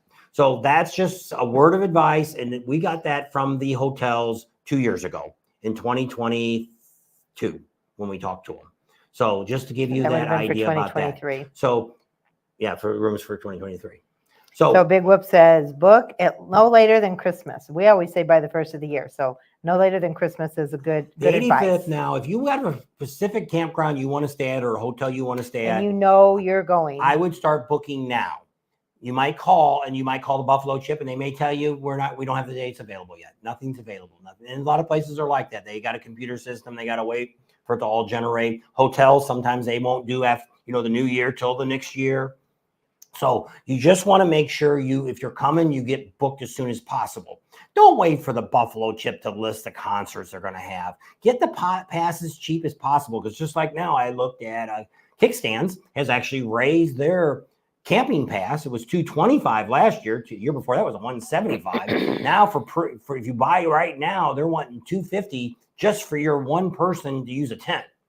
So they've come up in price. Kathmandu's raised their prices. So we are seeing price increase for next year. Well, it's a big rally. It's the 85th. And I believe that the 85th will be crazy. We're going to be there. I have no doubt that we're all set up with Kathmandu. We're going to be there. If you guys want to come out early, which is a good idea. If you're not interested in getting anything done to your bike, you just want to come out and have a good time. The Knuckle actually had bands on Sunday afternoon. I think they started about 4 or 5 o'clock. Loud American actually had bands on Saturday. They played like noon to 3 or something. So there is some bands and stuff going on. Those are free shows. There's no charge for any of those shows that they have. And they started them about 3 weeks before the event. They started having events going on. So there is some that. Most of all the main bars are all going to be open. The One Eye Jacks. Now, none of the stuff in the back is open. Like you go to the Full Throttle, you can still experience what's up front. You can go back with a t-shirt. All the stuff we showed you on the video. That's open, but the backyard's not. If you go to the Iron Horse, they're not open in the back. You only got the front open. Spoke, yeah. That part. It's not Broken Spoke. It's Iron Horse and Broken Spoke. Yeah, well, it's still Iron Horse. Sign out front says Iron Horse. They might and have the on the side sign of the back fence, says Broken Spoke. It's Iron Horse. They say that because that's what they own in Daytona. But if you look up in the phone book, it says Iron Horse. So doesn't matter. But none of the big things in the back are open. But the Knuckles open. The Gas Monkey Garage will be open. Actually, in May, One Eye Jacks opens up. Email. Now they did have some bands that close to the end too. Before the rally started, they had a couple bands back there. One Eye Jacks. They had those people who were dressed up, had fairy wings on and stuff. I don't know what kind of band that was, but that kind of looked woke to me. If you want to talk about anything going woke. All right, let's not go there. And we're gonna have a video on that soon. I've got a lot of evidence and a lot of things we're going to talk about Harley-Davidson. If you're going to shoot your bike and blow it up, I'd be very interested in buying it. Before you do it. Yeah, I'll give you a salvage price for it before you blow it up. If you got any emblems you're popping off your bike, I'd be interested in buying them at a cheap price too, because to me, they're not worth anything to you. So I'll give you $5 or something for your emblems and I'll pay for the shipping to get it to my house. But I'd be happy to buy that. And if you don't want to own your Harley-Davidson anymore and you want to give it away, we're working on the veteran builds. They're going to be starting around the first of the year. We'll be interested in coming get that nasty old Harley that's woke built. Bring it on back. And give it to somebody that could maybe benefit from it. And, and we'll talk about this. I'm not going to get into it all. Like somebody else told me the other day, you sound like you're woke. You ought to worry about your grandkids and all this. What do they really need to worry about? That Jesus is coming back soon. That's what you need to be worried about. There you go. That's what it's really all about. The whole world is going to go, and you know that. It says it right there in the Bible. So there's really not a whole lot we can do about all that anyway. So just make sure you're right with Jesus, because when he comes back, then you can go with him and you won't have to worry about all this crap anymore. And so, yeah, that's our quick sermon for today, because we went to church Saturday night. We went to church. And that's kind of what he was talking about, that it doesn't matter if America is great again, if we don't get church back. America was built on the Christian beliefs. Yeah. Sad to know, but that actually is what America was built on. And we don't have a lot of that now anymore. If you're a Christian, you're kind of an outcast now. Yeah. Which pretty actually, much. if you read the Bible, it actually says good will be bad and bad will be good. Just like the woke and all the other crazy stuff you see going on. It is all over the United States. It's all over the world. Yeah. It's something that if you're gonna stop buying, we're gonna tell you you can't buy anything from Procter and Gamble. You can't buy anything from 3M. Actually, Polaris off of the Indian side, they took off the part that says they have DEI, and we're going to talk about DEI. Look it up and see what it means. I'm going to do a real short version because I'm going to do it on a video. It's all about diversity, to where you allow women into the workplace, that there should be just as much women being in management and an establishment as there is men. There should be people that are Black, doesn't matter what color you are. You should be able to get a job. You know, you shouldn't be discriminated against. So that's what a lot of that is about. Oh, it does show, none of them really say your sexual beliefs, but there's man and women. Just like I said, they want to get enough women in there, but you have to be conscious of all this. Somebody brought it up. Actually, the Badgers was talking about this on the channel. He said it the other day. It's kind of like when we got into the workforce, what was the big thing that everybody talked about? Sexual harassment. That was the big thing. You had to sit down. The guys all had to sit in a room. The women really didn't have to get talked to, but all the guys did and told you what you could do. You couldn't stare at a woman more than so many seconds. You couldn't make funny jokes or anything that might offend you. You might get fired over that. Isn't that the same thing as what they're doing now? Well, before I left the hospital, that was 2018. The last class I had to take was on bariatrics, which is obese people grossly overweight. So you had to know how to talk to them, know what to say, know what not to say. So it all filters out. Those classes are all over for everybody in all different classifications. So what it is it's just like what the Badger said the other day. I was watching Sonny. Hey, Tim. If anybody don't know, Sonny Badger, he's got a YouTube channel. He's not real big, but he's a great. They're more for support bikers. They do a lot of stuff for people when you're down. They're actually helping our subscribers. This is who's down. Support bikers. Oh, Badger, Angie? No. Mrs. Sararki or whatever, how you pronounce that? Oh, Nicole Thackeray. It's Sakry. And her husband, AS Pipes. AS Pipes, that's Andrew. They had a really bad accident. It's Nicole and Andrew. They're home now. They're pretty beat up. They actually had what we're hearing is a 14-year-old driving a minivan, which are legal in South Dakota, pulled right out in front of them and they slammed right in the side. There's a picture of their bike and everything. A lot of people have been giving money to them to help them out because they're not going to be working for a while. They're probably going to get a lawsuit and all this, but sometimes that takes years to get that. So they're out for at least a couple months before they can get back to doing their jobs. So we're just something to help out. You got to think about other bikers and things. So that's what Sonny Badger, what he was saying was the other day was on his video was saying, wouldn't this be how would be a good way to ruin an American company? Starting this kind of stuff up, to try to run them out of business, to take their loyal followers and throw something in their face that's so bad.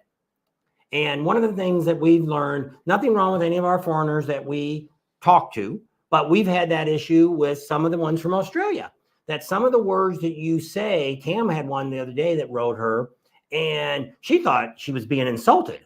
And she says, read this. I think I'm reading this wrong. Well, then I read it and I'm like, no. That word means this in our language, not what you think it means in our language. And so the translations sometimes are different. So to listen to this, and we are not supporters of the CEO of Harley-Davidson. We never have been. After we met him, we're way more. I would like to see him go too.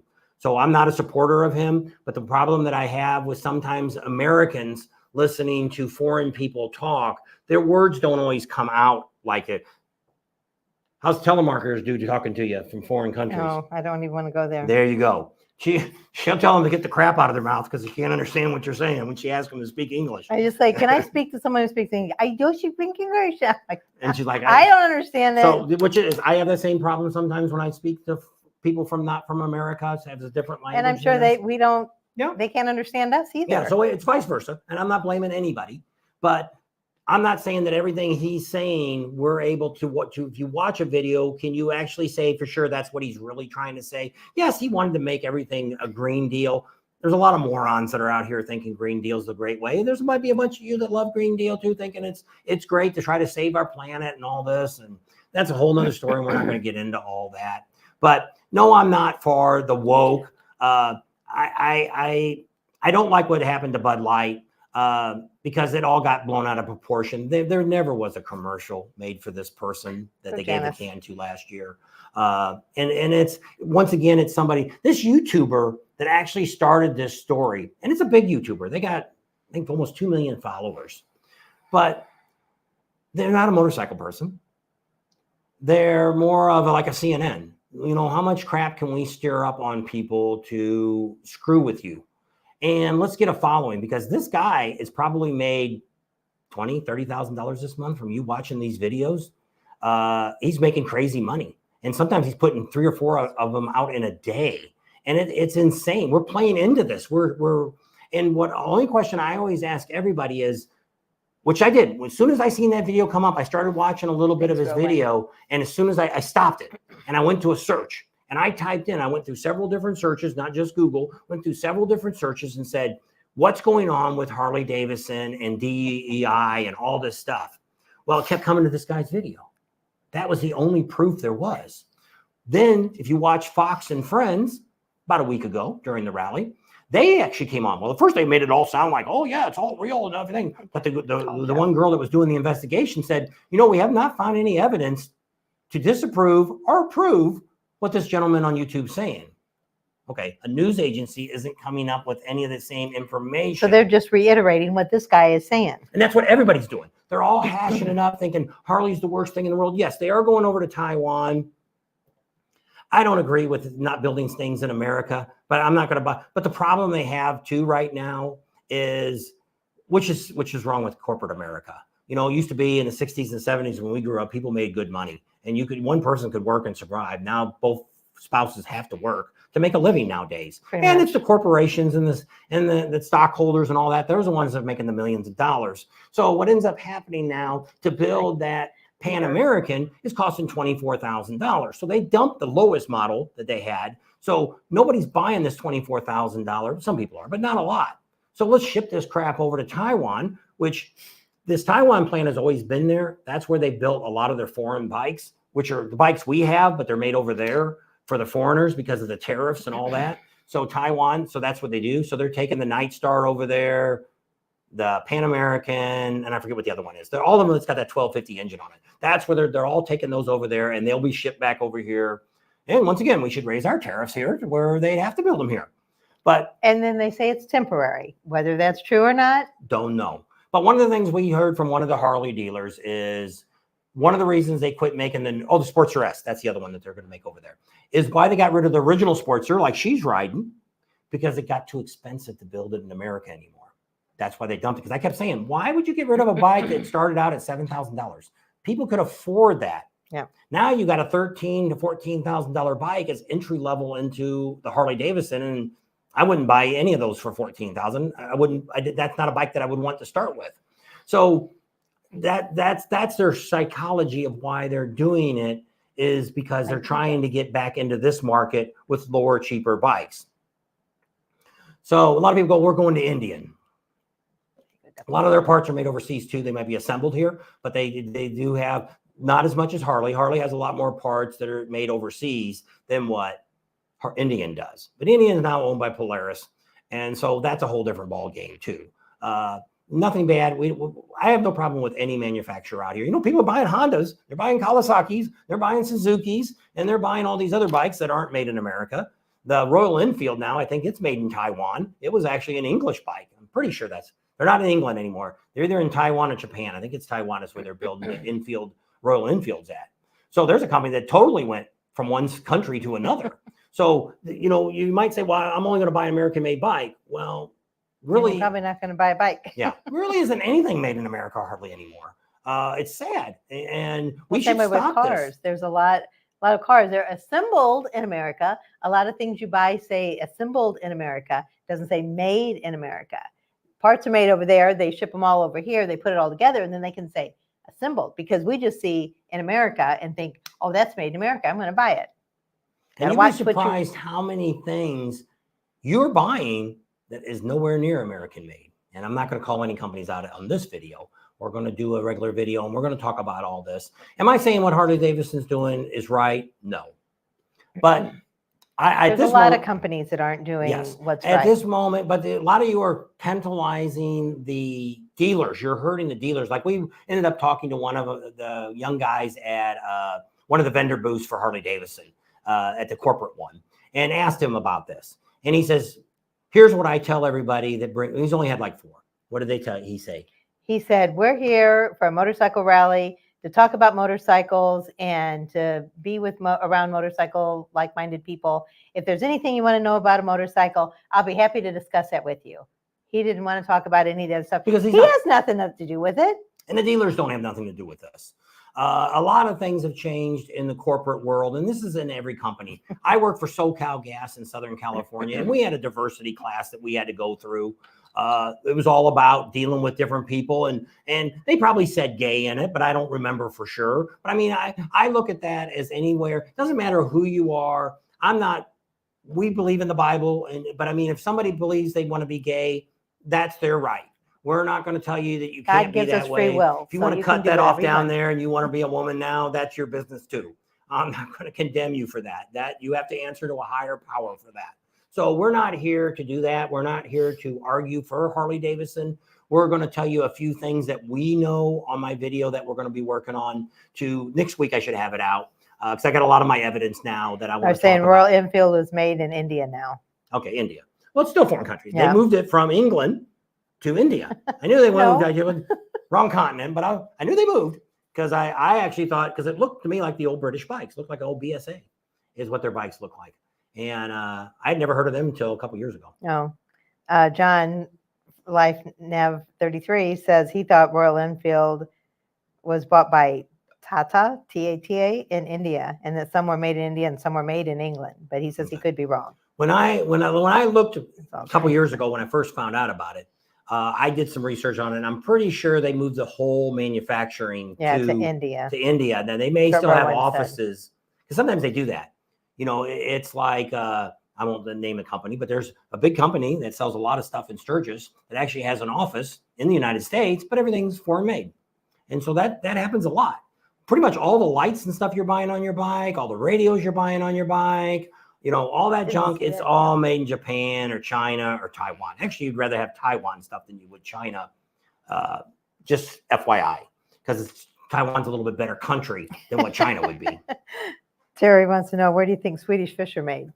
Probably Ireland. I don't know. So that's kind of the end of my talk about but you should just do your own homework. It is. It's the board of directors and the CEO. Yeah. It's not really the employees anywhere. Yeah. Dealerships, they have no say so.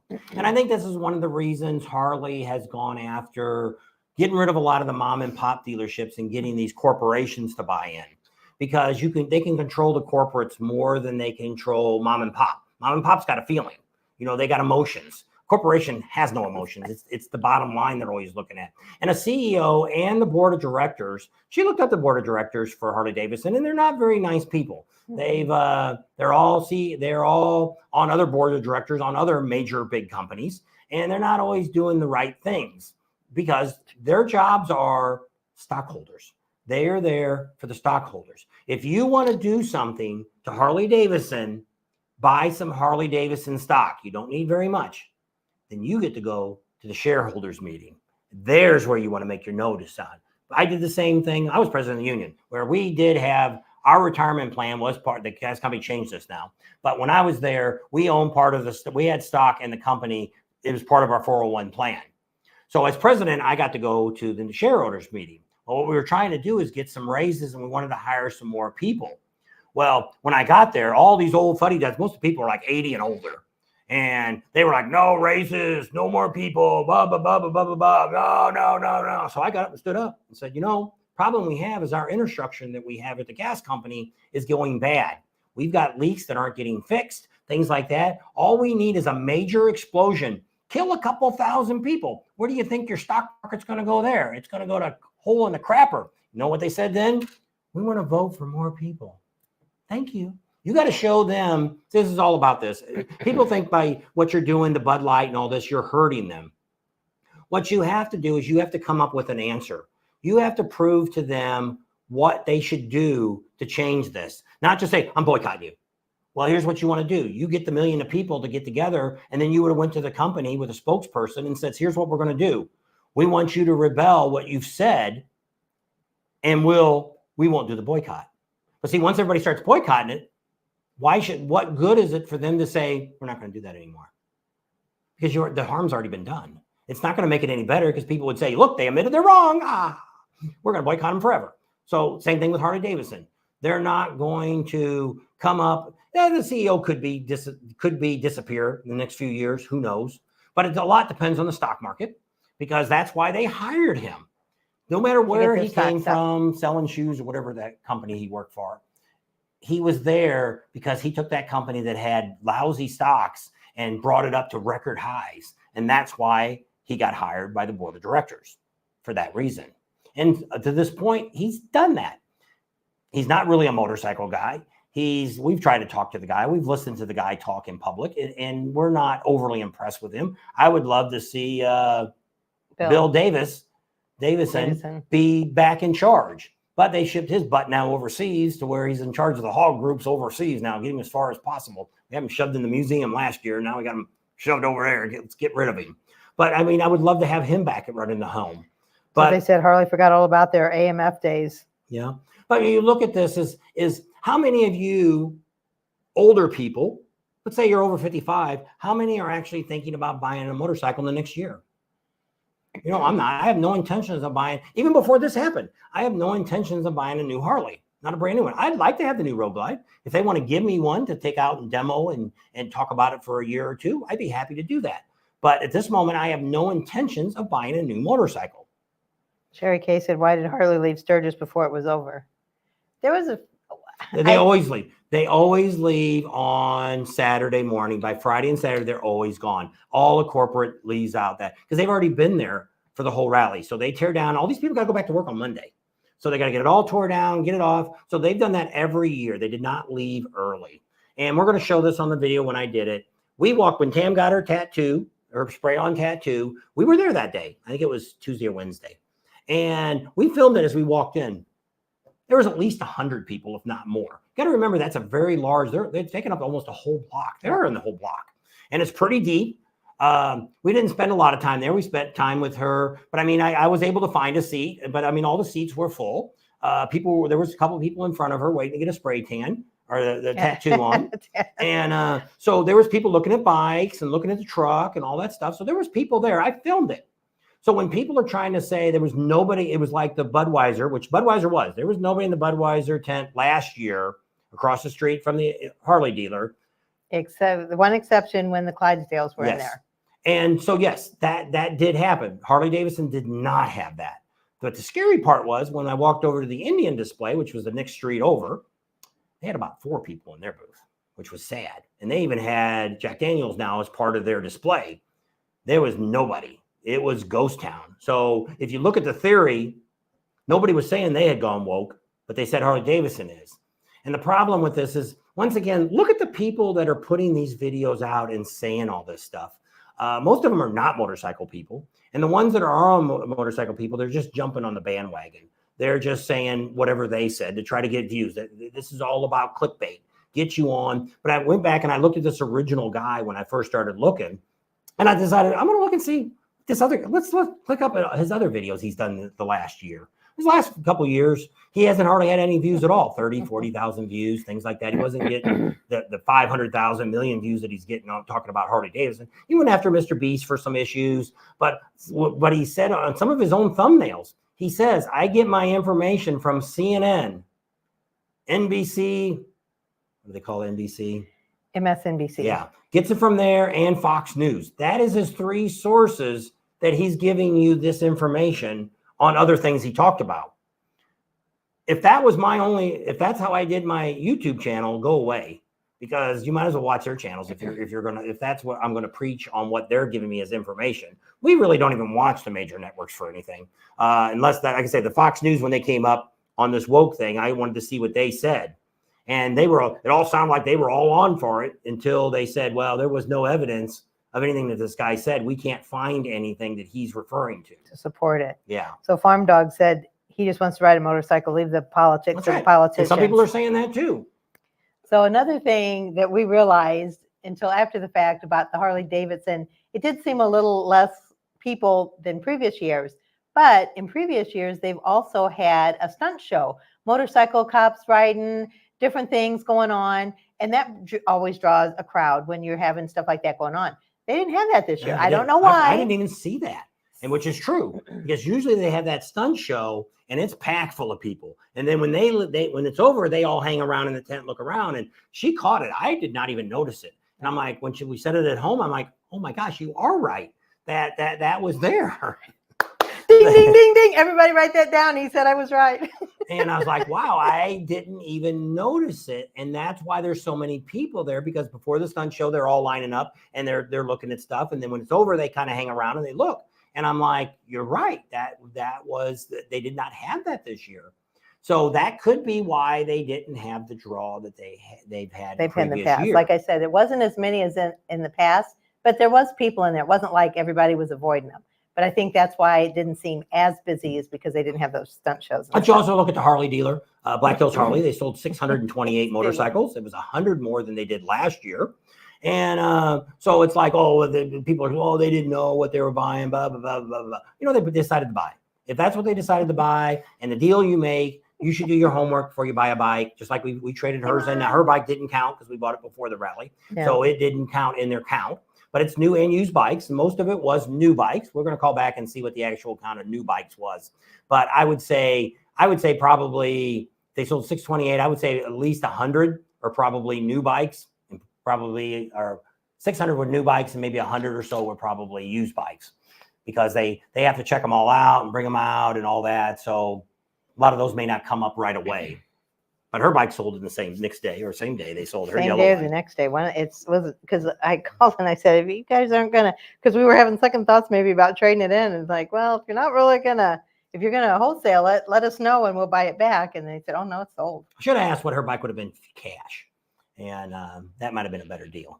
But then I would have had to find a way to get the other bike home, and we didn't. Yeah. We didn't win the police bike, so no. I was kind of hoping I was going to win that, and we could put that in the trailer. But we didn't get that. There's your proof, Tam. God exists. Again, you said I was right. Car, please, people, no political comments. Yep. So, we'll get off that bandwagon. And like I said, we'll have a video on that soon, and I'll give out a lot of information, and you guys can take it with a grain of salt, and you can do what you want. But the only thing I always just say is always do your research. That's right. You don't listen.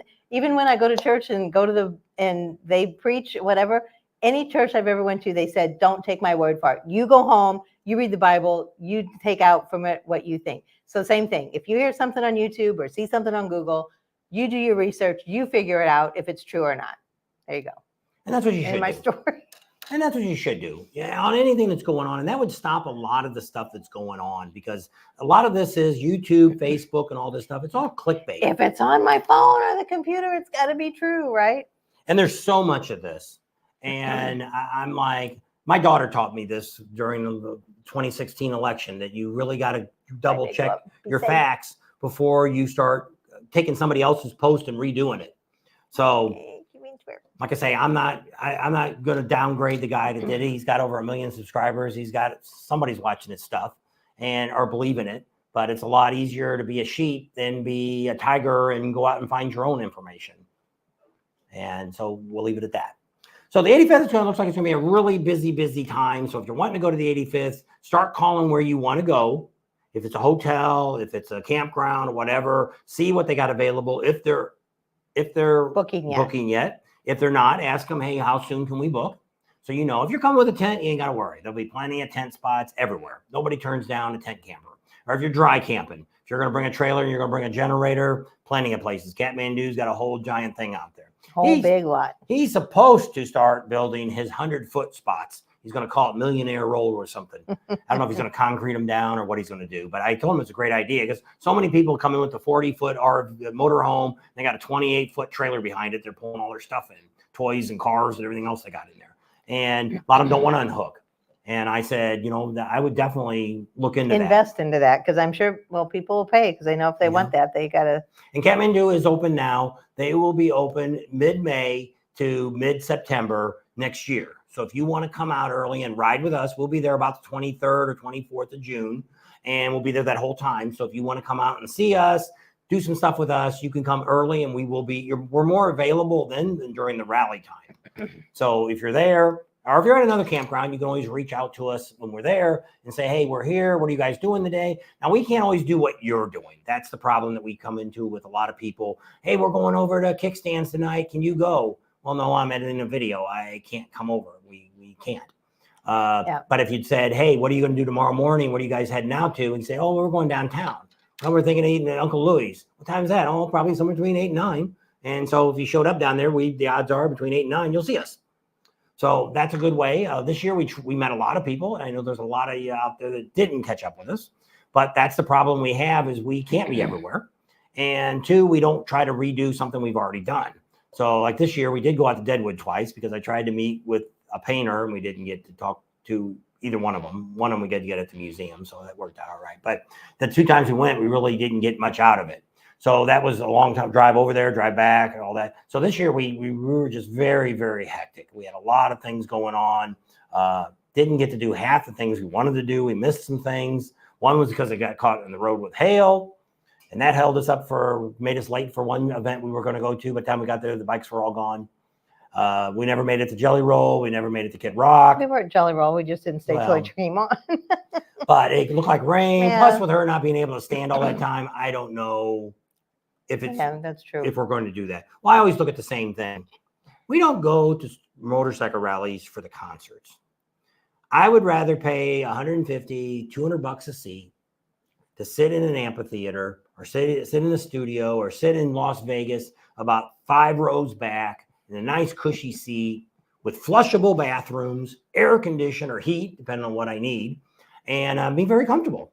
Versus standing there and with somebody revving their bike all the way through the songs that I can't hear or whatever's going on that interferes with what I'm trying to enjoy.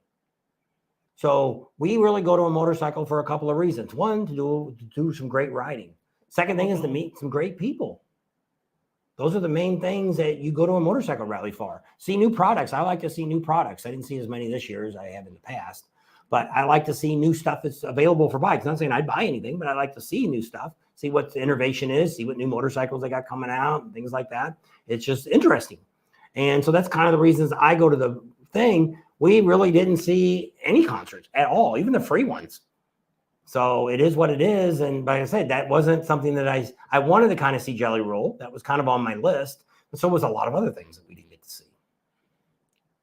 So next year we change around. We won't be out at the Ham Jam next year. We won't be going out to Devil's Tower or the Badlands or Aldata, Stonehouse. Probably won't hit any of those next year. We try to do every other year. We try to move around a little bit and try to pick up on some things that we didn't do the year before. That way, if you watch us, you'll see new places to check out and do.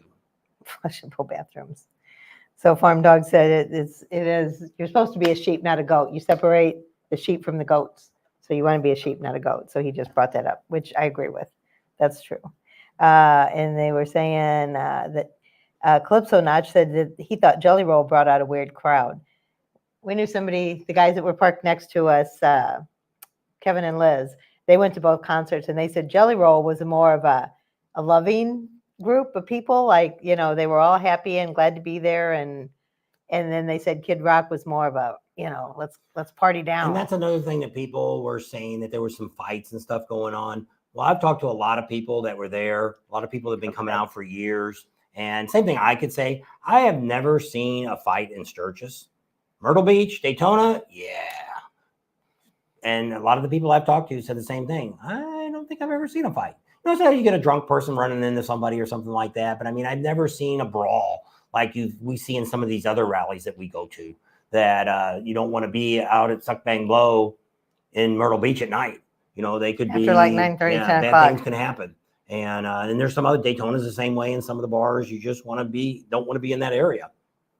So Sturgis seems to be more of the other thing that she didn't say about Jelly Roll, he was a big talker during the show. Oh, yeah. He was talking about why he did this and why he did that. The songs he sang. And she likes that. I like that. He was very interactive with the crowd. Some people don't like that. I like that. So if you just want to go and hear the songs they sing and you don't like them to talk a lot, I like the interaction. I want to know why they sing that song. I want to know where they got that song from, who their favorite artist was, why they sing what they do. That's me.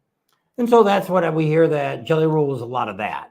Where Kid Rock is more of a pump you up, and they had Trump come on the screen and say he's coming out next year and all this stuff. So it's more of a little bit more rowdier of a crowd that I would think out of a Kid Rock concert. But I mean, we've seen Kid Rock, I don't know, 4 or 5 times over the years, and same thing. I've never seen really a fight at Kid Rock.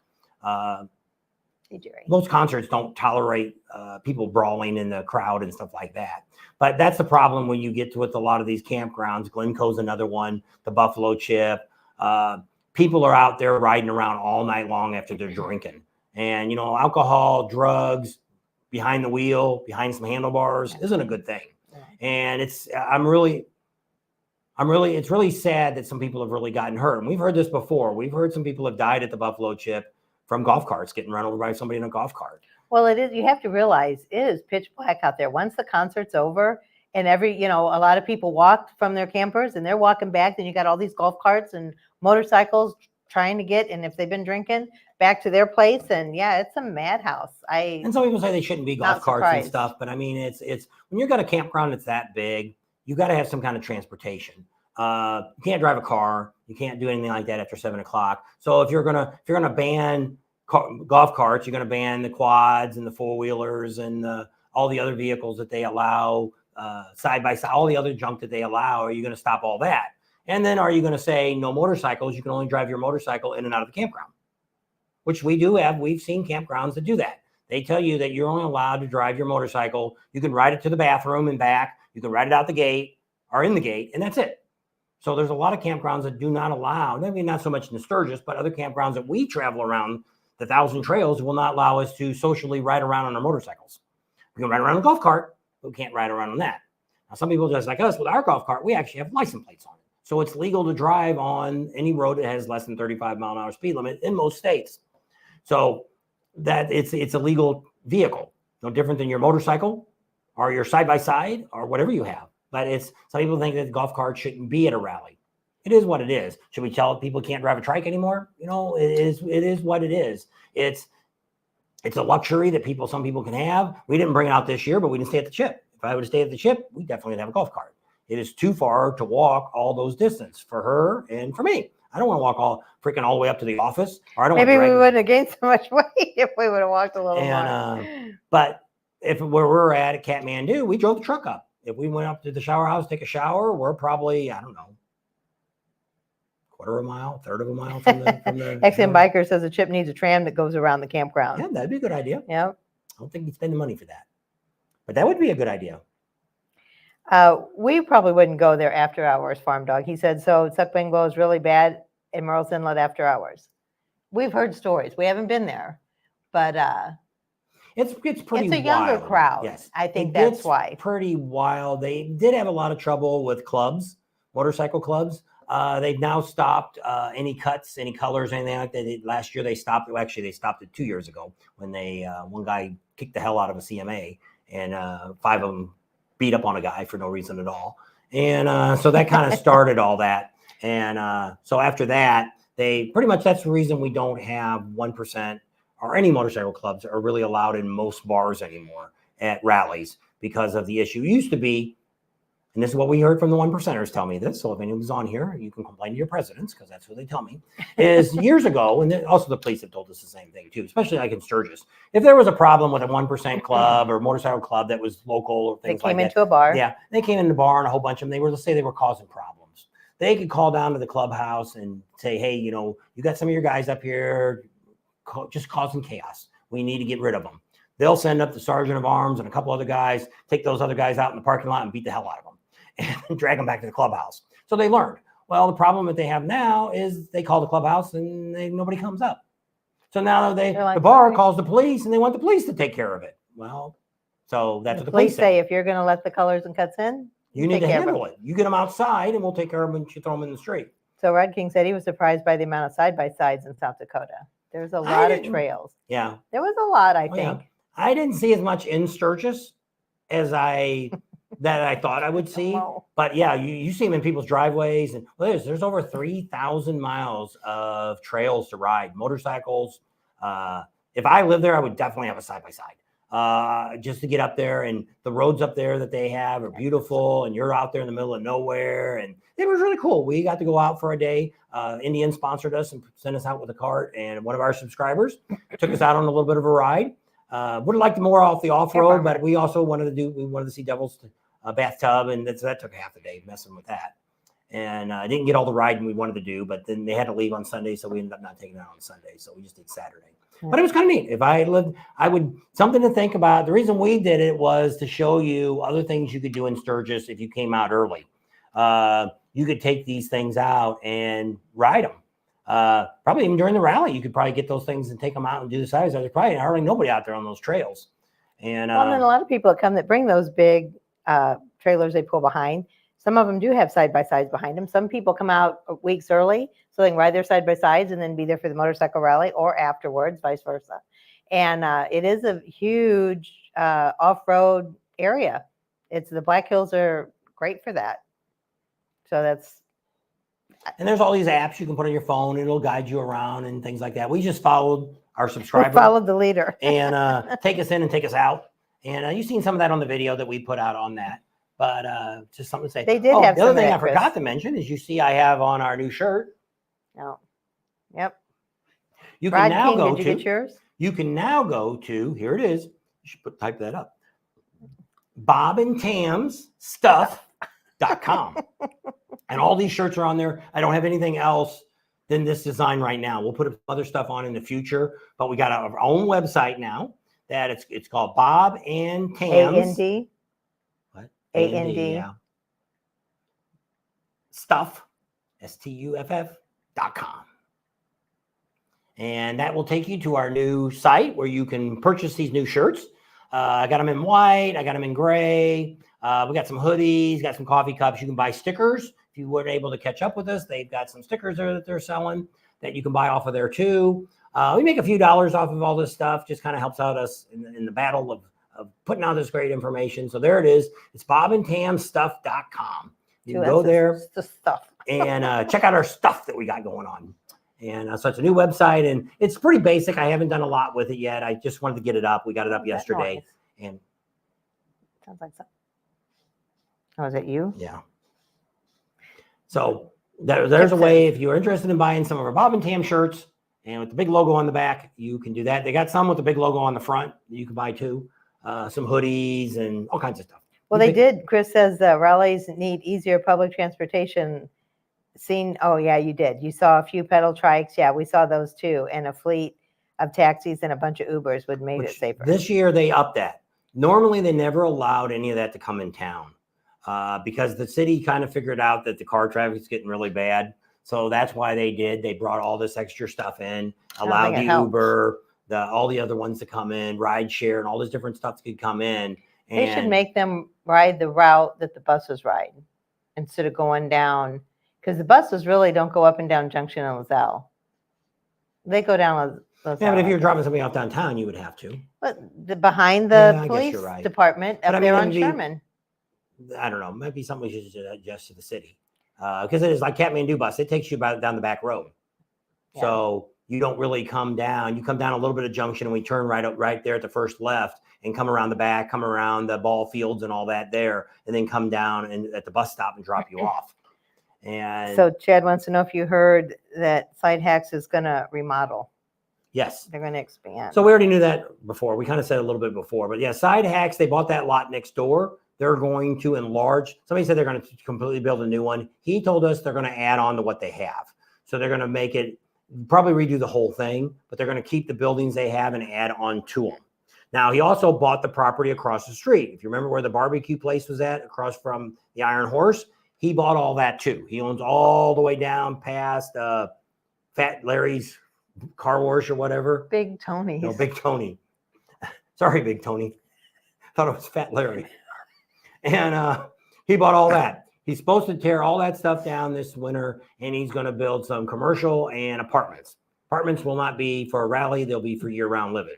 And downstairs will be some commercial spots. So he said those are things he's going to get done next year. Jeff, send me your address, and I'll get you some. So there are some of the things that are going on. Yes, SideX is doing that. They bought a lot of stuff. They're also the same one that owns Shade Valley Campground. They bought that first. Then they bought Side Hacks, and they bought all this other property last year.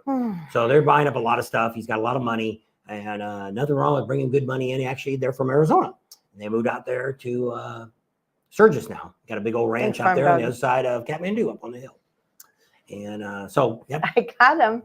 Red King said he put new pads on his bike when he got home. I have a spare set for you. Or we could send them back and give you your money back. You don't want them. Because we have to remember bring bringing them. Yeah. So that's some of the things going on. Either, if I keep them in the trailer. The flat track racing, if you guys caught it Saturday, it was on TV twice. We watched a little bit of it. What a great shout out for Sturgis. Over and over, they kept talking about Sturgis, talking about Jack Pine Gypsies, talking about Pappy Hoyle. They did Fox did and American Flat Track did an excellent job putting out this video, TV show. And you couldn't ask a lot for it. I recorded it, but we missed the very beginning. But we got to see the adventure bike race and got to see the big V twin race that they had at the end. We got to see that one. And but yeah, it was pretty good. It will be going on next year. They've got a 5-year plan. So if 1 year is gone, 4 years are left. So if you want to plan your route, right now, I don't know if they'll change the date. Right now it's set up for that Sunday.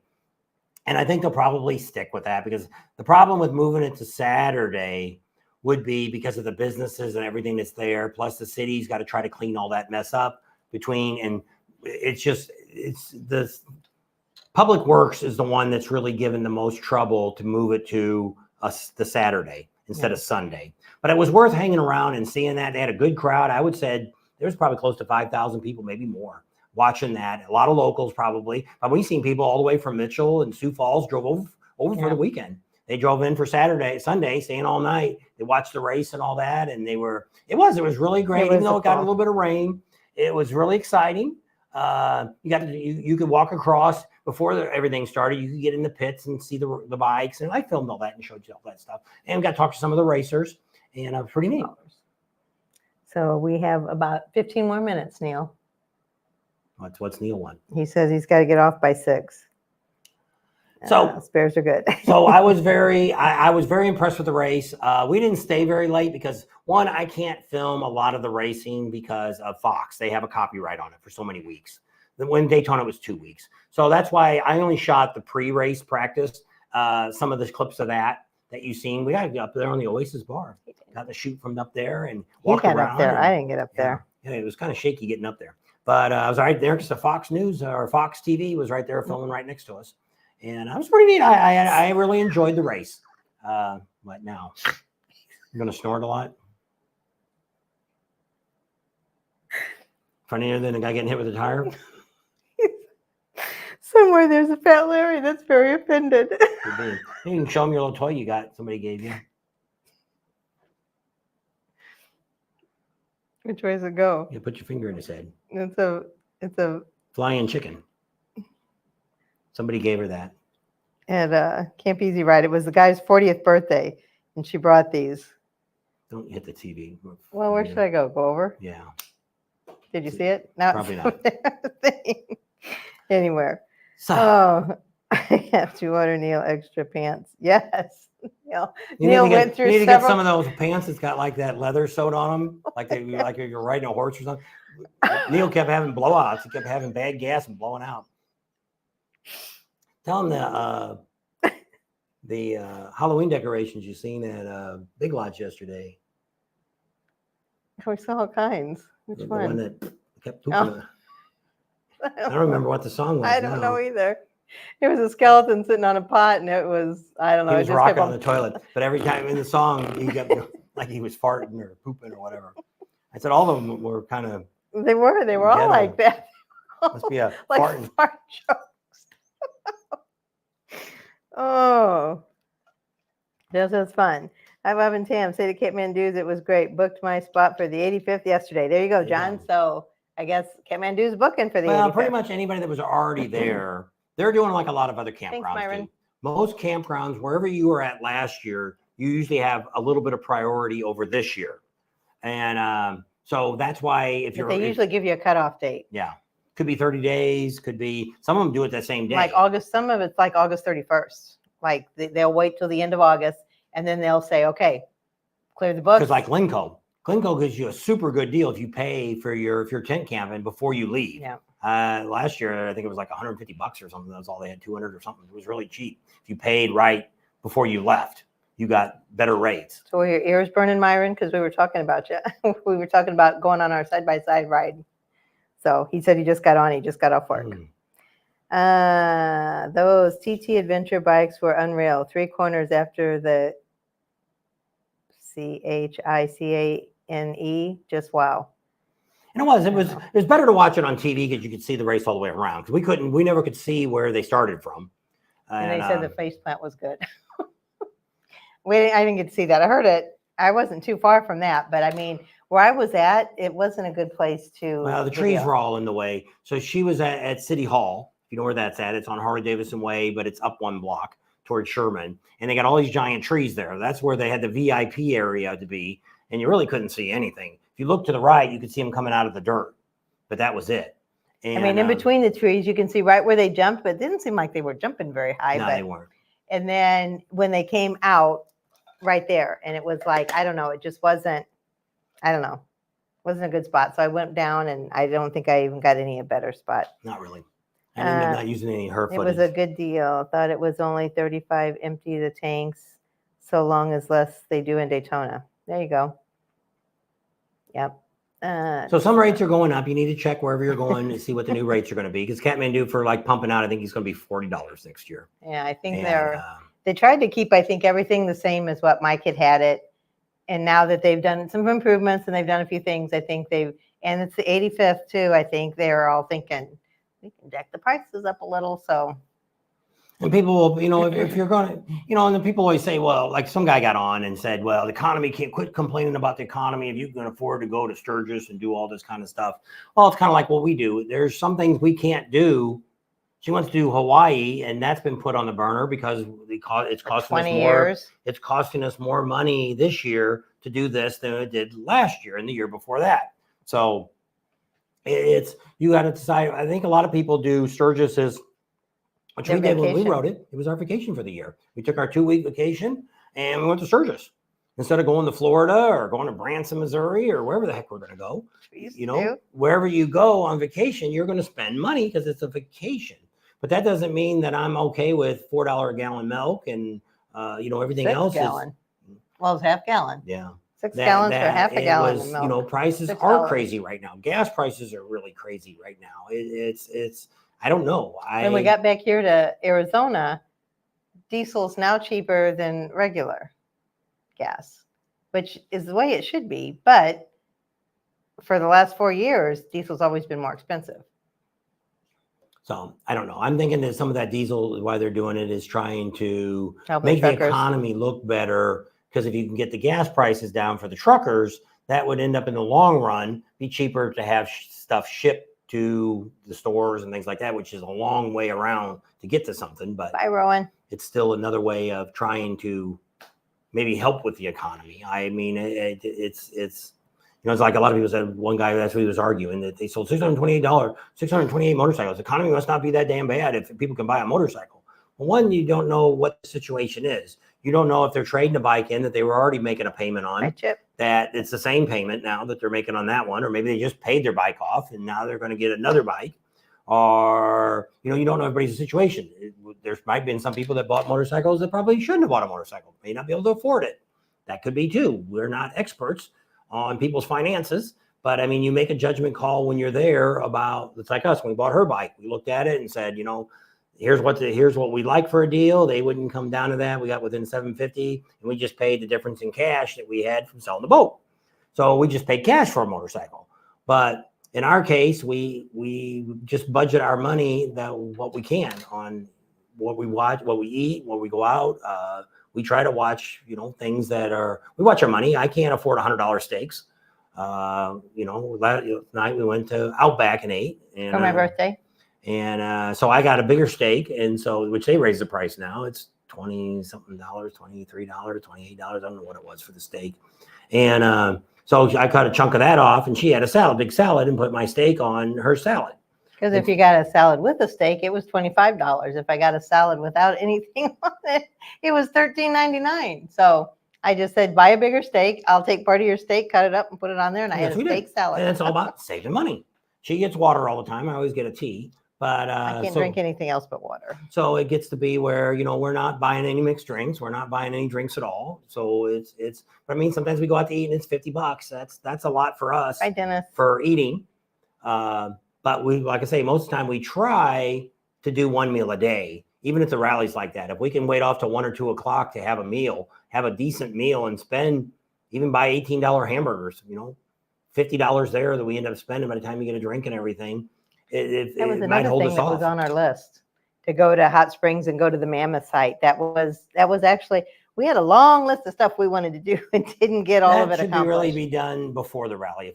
Now, since we've kind of thought about it, we probably will do it when we go to Rapid City and stay the first 2 weeks, because that way we're already closer to that, and go down there and maybe stay a night. I don't know.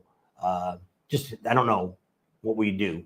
And but we thought about it when we finally started thinking about going. That's when it got really, really hot. And it's like, who wants to go to a hot spring when it's 106 degrees? But no, and that 1 week it got really, really cold. It was in the 50s. That's when we should have went.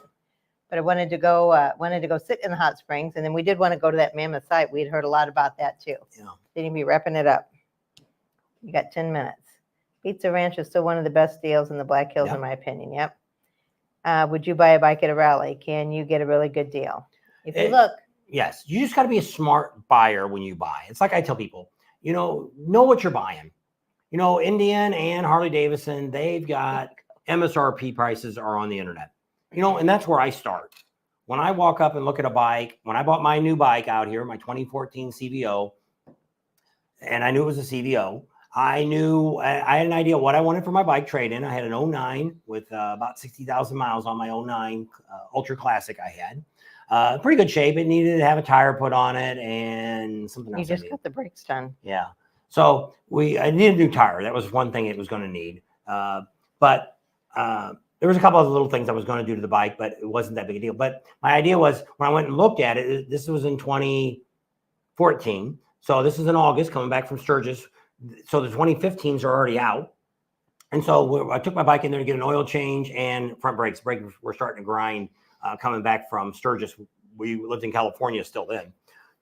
So we had friends that we were staying with in Henderson. So we took it to Henderson Harley-Davidson and said, hey, can you throw some brake pads on here while you're at it? Go ahead and change the oil. It's due for an oil change too. And so when they took it in there and said it'd be a couple hours, and we already had it set up. The guys that own the Pawn Stores, we were going to go for a ride with them.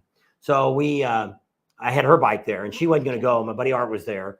So we took her back and dropped her off at the house. And then I think Murray came picked me up. Oh, and then we took her bike out. Well, meanwhile, I walked in and I seen this blue CVO sitting there, Ultra Classic. So I seen that sitting there, and I always wanted either an orange one or a blue one. That's the two I always wanted, is a CVO. I was tired of putting all this money in a bike. When I tell you the price back then, you're still going to say, wow, that's a lot of money. Most of these bikes I've owned, I've spent at least $15,000 in accessories. And that, if you know anything about trading your bike in, it's not worth anything that you put on it. So I figured if I got a CVO, it would hold its value better because it's already got everything on it. So when I went in there and the guy walked up to the salesman and said, oh, you're interested in a bike? And I said, well, I'm interested in buying anything for the right price. So it all depends. So I'm like, yeah. And he says, oh, you got to trade it? I said, yeah, it's in the shop. He said, well, let's sit down and talk. I said, no, we're going on a ride. You go out and look at my bike, and I'll be back to pick my bike up, and we can talk then. So I went on the ride, came back, called. They said, yeah, my bike's done. Come back and get it. So when we got done with the ride, we came back, and I went to the salesman guy, and I said, did you look at my bike? Oh, no, I didn't look at your bike. So we sat down. So they were asking $42,995 for this bike, this Ultra Classic. Well, the list price on it was $40,000. So I asked, what did you do to this bike for $3,000? Oh, let's pull the paperwork up. Nothing. I said, then we're not even going to talk until you get it down to that price. Well, let's look at your trade. And I said, no, we start at the $40,000. That's what the list price is. Then we're going to go from there. So he did. They finally knocked it down to 40, and then we sat down, and I knew my bike was worth it was going to be, if I sold it outright, I could probably get about 17 or 18,000 for it. I figured trade in, I was going to get about 15,995 is what I wanted. And we haggled back and forth. I ended up getting a $750 gift card because we couldn't get down to exact. And they changed out my pipes. They put in Screaming Eagle exhaust on it, took it off another bike that was on the showroom, and let me take all the stuff off my bike. And got my seat and all that. I even had to mail my seat back to him because it was at home, and the factory seat. And so that was the deal that I made. And when I left, I was happy with the negotiations that we had. No problem. Her bike, same thing. I paid a little more than I wanted to on her bike, but it's, once again, it was my decision to make. Okay, do we want to spend $4,000 in trade or $3,000? That's what I wanted with 3. They wanted 4. Well, we did get a free battery, so that's why I said about $750 is what we paid more than I would have liked to have paid. But it is what it is. So that's what I always tell people. And we didn't buy on her bike. We didn't buy the extended warranties or anything like that. No gap. Well, we don't get gap. Which is what somebody said the other day. If you're that upside down on a motorcycle that you need to buy gap insurance, you probably shouldn't be buying the motorcycle. You know, if you're not being able to put money down on a bike, to go in there and finance it all, buy an extended warranty, buy the gap, you are so far upside down in that bike that you're never going to catch up. Because they're probably charging you. And that's the other thing I always tell people. If you're interested in buying a motorcycle, you can look on MSRP and you can see what that Road Glide goes for. Let's say it's $25,000. Say, okay, got to add tax to that. Let's say $30,000. You could go to which I always recommend, a credit union. Go to the credit union and say, hey, I'm looking to buy a brand new 2024 Harley-Davidson Road Glide. And it's $30,000 and I'm going to put $5,000 down on it. And they'll come back and say, okay, we're going to give you that loan. Interest is a little higher right now. We can get you down to about 8%. That's about the best I can do. Okay. So then when you go to the Harley dealer and they bark down and then you sit down with the finance, fill out their financing paperwork. They come back with 12%. You say, I already got the loan right now approved for 8%. If you can't beat that price or match it, I'm not interested. And there you go. You've made your best offer that you have. And if not, you put a couple $100 down on the bike and you go get them a check and have it sent to them. And not a big deal. You do that first. Don't do the Harley and then go refinance it because now it's a used bike. Yes. And they won't give you that same price. We got screwed on her bike. No, it was yours. Oh. It was your new one. So when we stay in Rapid City, we stay at Rushmore Shadows. And we've stayed at the Moose too. They're on St. Patrick. So but they don't have electric. Yeah. But we most of the time when we go out there, we have a coast to coast membership. So we'll stay at Rushmore Shadows. It gives us 14 days there for free. It's in our dues. But we stay there. That's why I said there, and then Kathmandu is going to sponsor us again for next year. They got some more things they want us to cover more next year. But we get sponsored there for that. And we had a couple other campgrounds that were interested in us. Somebody asked the other day, why did you pick Kathmandu again? This will be the 6th time we've stayed at Kathmandu. Over all the years that we've gone, very first time we ever went was in Kathmandu. We like to sleep at night. I don't want to be someplace that are doing burnouts all night long, or the guy behind you's got his stereo cranked up till 5 in the morning, and then they're going to sleep till noon or 1 o'clock. And no, I'm not going to do that. And I don't have enough time to sit outside and rev my bike up in front of their trailer or their tent and irritate them all night to keep them awake in the morning and get them their asses up. But I like that. I like the bus. We did ride the bus once this time. They take you downtown during the rally and they come back. It was a chance of rain that night. So good thing we did. It did sprinkle a little bit. So we would have got soaked, but we would have got wet riding home. So that worked out really good. And that's nice to have that. If you want to go downtown, you don't have to worry about getting a DUI or getting pulled over for anything like that. So that's another thing. And they have had pretty good clean bathrooms. And that's what we like. We like to where if we do take a shower in the shower house, this time we didn't because it was so hot. And by the time we got back at night, we just took the shower in the trailer and was done with it. We had full hookups this time, so it was easy just to dump the trailer when I needed to. So it worked out really good for us. And so we asked them, do you want us back again? And we sat down and negotiated with them, and then they decided yes.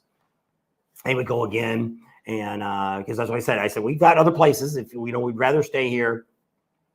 That was our first pick. Yeah, we just like that. I like it. It's when you're coming out of town at night on Junction, there's no traffic. Going back out of Junction, going to the 90 there. It's all coming into town, and LaSalle's all backed up both ways. But going out of town that way, there's no traffic going out. So it really is nice to where when you want to, if you're in the night, you're done, you want to get back to where you're staying, you can get right back there, and it's very comfortable, and it's easy to get to. And you're not on the highway that often. You're just going to get off the next highway. You got to kind of watch the deers a little bit. But I mean, I don't do speed limit 65. We do about 55 going back.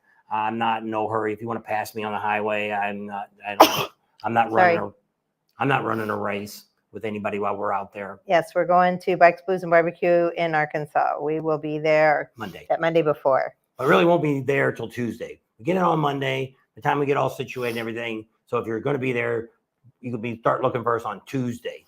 Bill said that's the exact reasons he stays at Lamphere Ranch. Yeah. Now, I heard they opened this year before Sturgis this year, pre-rally, because when we did a thing on them a couple years ago, they said they're only open during rally, the 10 days, Friday, that's it, no more, no less. But now we had said something on a previous video. And they said, no, we're open pre-rally. So it's like, okay, well, we didn't know that. Last week heard that they were only open for the rally. Kathmandu is exactly 1 mile from downtown. Bus service is great, nice, quiet campground, and the owners are fantastic. That's right, John. That's so too. We've been through 3 owners, and all 3 owners have been. Had no problem with any of them. Yeah. And it's and there's a lot of people say, why don't you stay at the Buffalo Chip? I like the Buffalo Chip, but the problem with the Buffalo Chip was there's just too much stuff going on. Plus, at night, it is dangerous. We've driven down there. We've walked. When we went to Kid Rock a couple years ago, when we walked back, it was just like Cam said, it was dark. And you really got to watch. And like I say, half the people are drunker than a skunk. And so you got to make sure you try not to get killed when you're trying to walk back. But it's pitch black.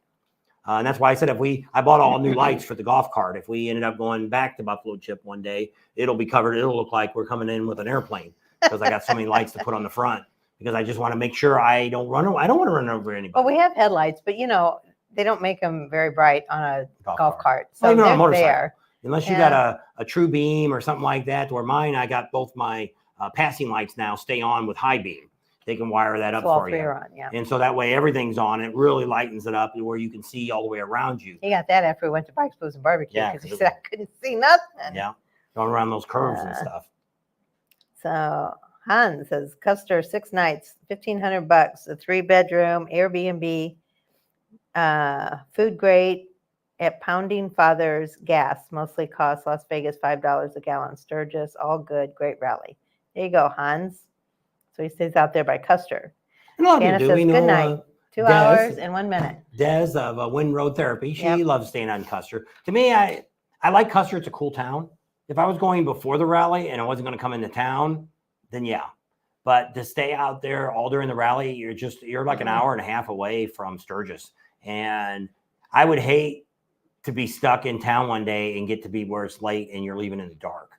That would just be awful to try to ride back and worry so much about getting killed by a deer or drunk driver animal or whatever. Anything. Yeah, a car, you never know. So there's just a lot of, and this is for any rally. I don't like to drive at night at any rally. Sounds good, Jen. A lot of cars aren't paying attention to motorcycles. People are texting. People are on their phones. It's like I always tell people when I pass them up and they're on their phone, you can't drive and talk. No matter what you think, there's nobody that can maintain their speed, stay in their lane perfectly, and still be on a telephone and talk to people. It's like a radio. We had the radio on coming here. What song was playing? I don't know. I don't know either. But if you had a conversation with somebody, you're going to know what they're saying because you're paying attention to that. So I'm a big one that even hands-free is not, I don't like to talk to people when I'm driving. I don't, because you're thinking about that. You're not concentrating on riding or driving or whatever. And that's always been my fear. When I used to work for the gas company, I drove a truck.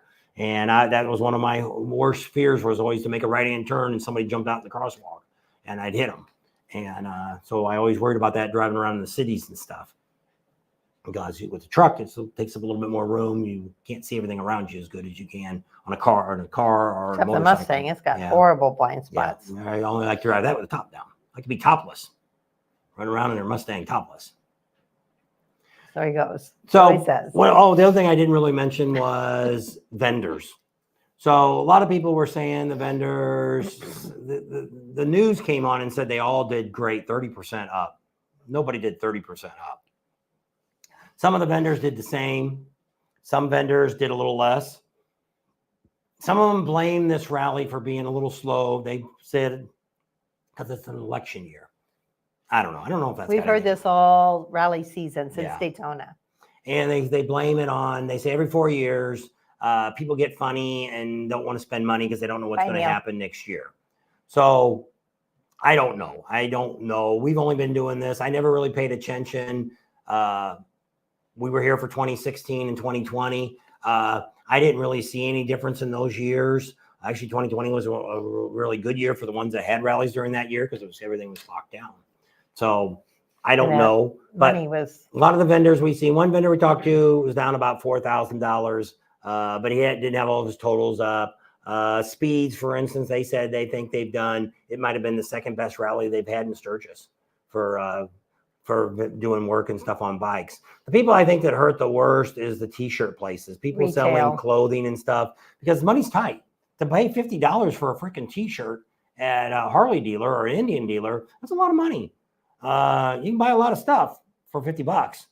So you may not be spending that money. We don't buy shirts unless they're on sale. We got the Indian shirts. You seen us on the other day. Everybody was shocked to have an Indian shirt on. They were $15 each. They were half price, $30, half price. So we got 2 for $30. So I've got Indian shirts before. I have no harm for Indian. Someday we may own an Indian.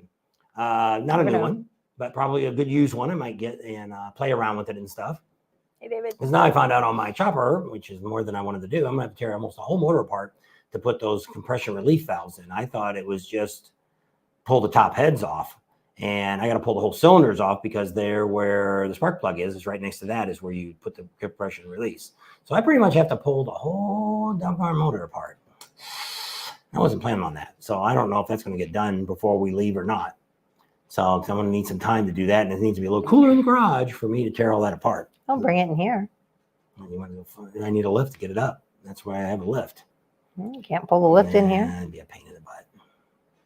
So, but I'm still not going to want to do it in the next 2 weeks and get it done before we leave. I mean, that's just pushing it. So got to print that. That'll be my first big time of tearing the motor apart. Yeah. So we'll see what happens. I don't know because I'm going to need some other things. I don't have a compression ring to put the pistons back in. I'm going to have to pull the pistons out and all that. So don't forget to give us a thumbs up before you leave. We have to figure all that out. That'd be a good one to get Amazon. Let him come out and help me, but I don't know if he'll come out or not.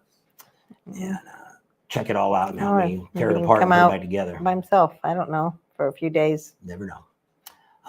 So I don't know. We'll see what happens. And because I really don't want to drag it someplace and have somebody else do it. I'd really like to be more involved with tearing the motor apart. So I don't know. That's still on the. Now I got to figure out. That wasn't what I was planning. I just bought a special little tool to take the head off, and it's supposed to be here tomorrow, Monday, I guess. It's only $16.50. Wasn't a big deal.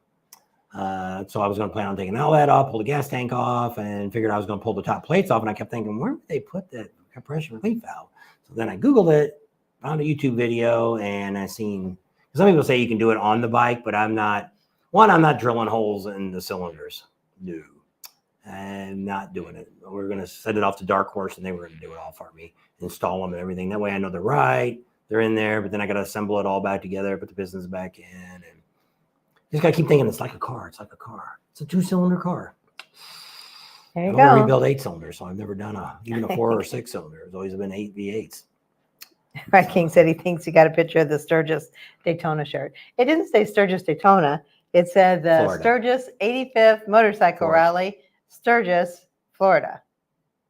So whoever was printing them out forgot to pull the last one out that said Florida, and they must have made a couple thousand of these shirts because they were a little bit of everywhere. We seen them right next door to One-Eyed Jack's, that long tent there,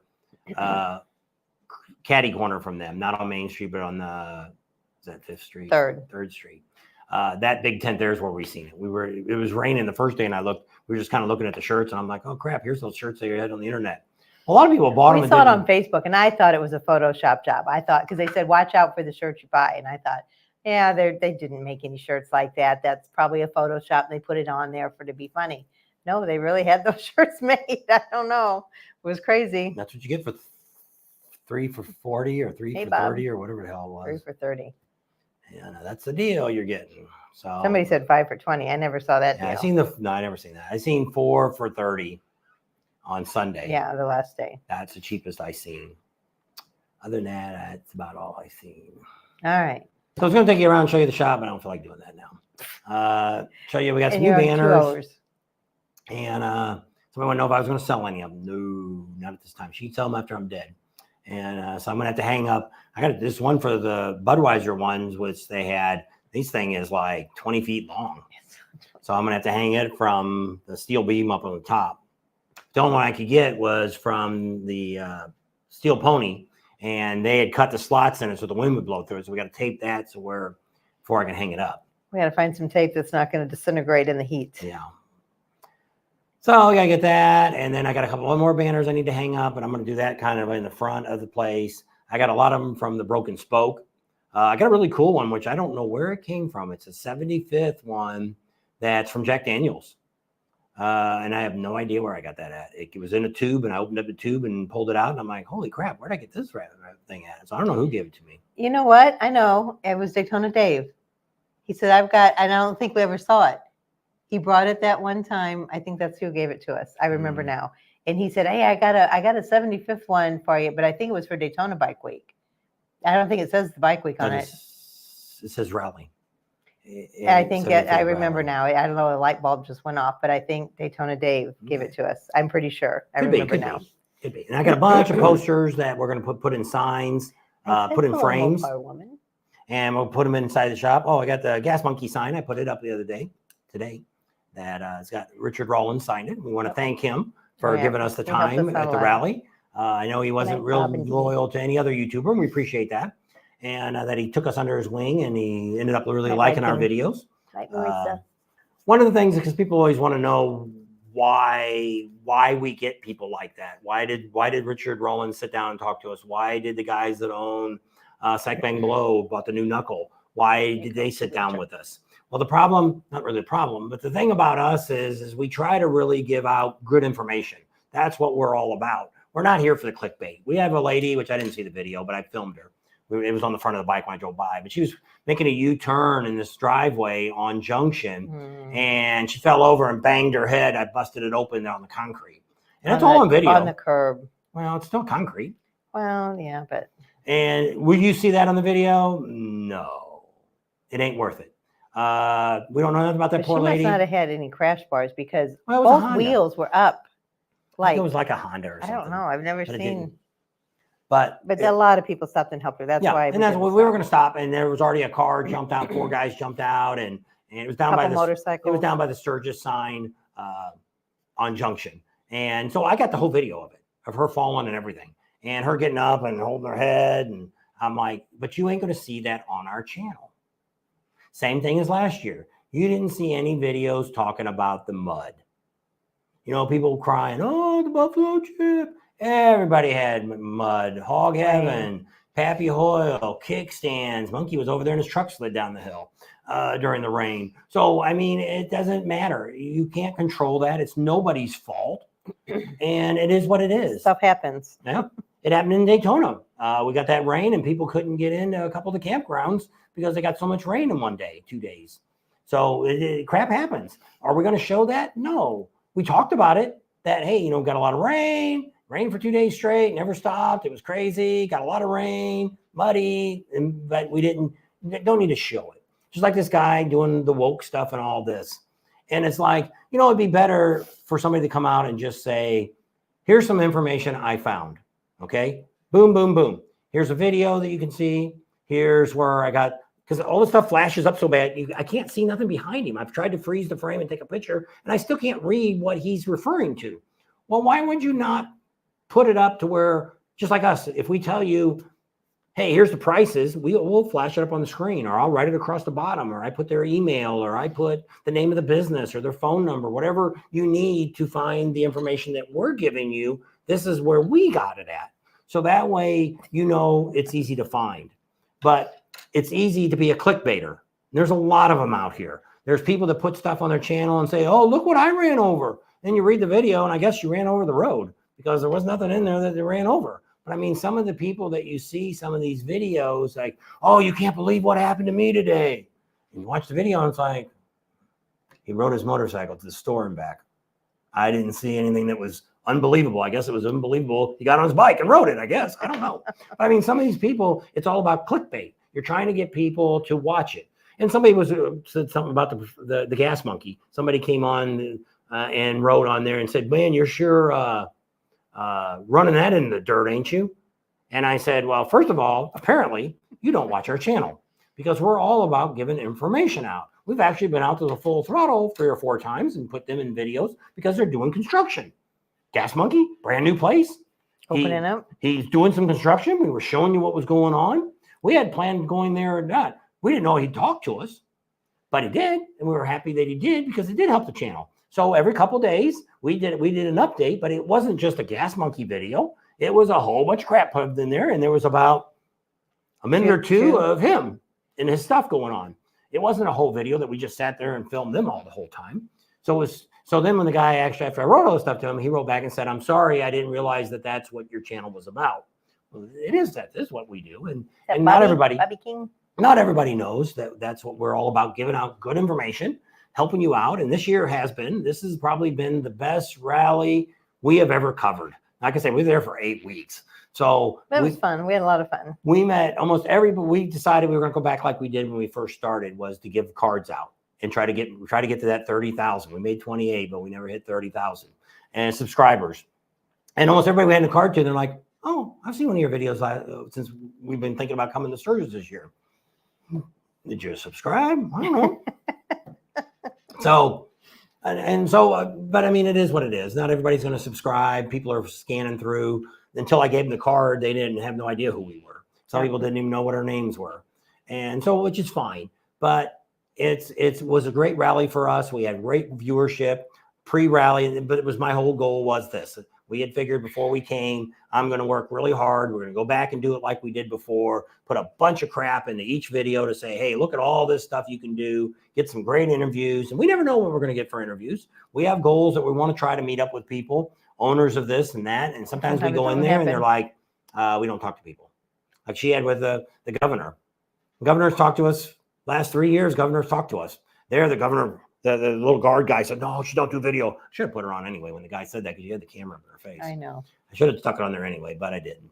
And I'm like, well. I had the video on. I didn't want her to say anything that was going to damage her. I just wanted her to say, hey, everybody, welcome to Sturgis. Yeah, that's usually what we do. We don't. Or South Dakota. Same thing we do with the girls at the bars. And we're not putting a lot of those in anymore because I wanted to get to where, which this time it did work that way. I don't want to be that one of those channels that the only way you're coming to watch our channel is to see the girls in the bikinis and all the stuff. And we do have some stuff we're putting on Patreon. I put one up today. They had some stuff going on at Full Throttle before the wrestling stuff, and I filmed some of that. And the girls are still wearing pasties. Yeah, and they wouldn't let me. I was sitting there, and because I don't know, he was walking around or whatever, and I'm sitting there, and I had the camera, and I didn't have it turned on yet because they were just getting started.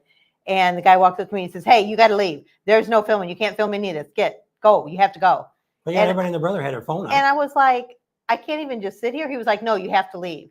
So I got up because I was sitting down. I found a nice little place to sit in the shade. So I got up and left. And then he says, I'm over here doing the oil wrestling. And I said, well, good luck, because they told me I had to leave. They never said nothing to me. But I sat back some and I had it up in a stick. But I mean, nobody, I don't know, because the microphone scared them. I don't know. Everybody had their phones up. They were all filming it. And so it's like. To see some guy's hairy bare butt. I wasn't that close to see it. The guy got spanked. Spanked him hard.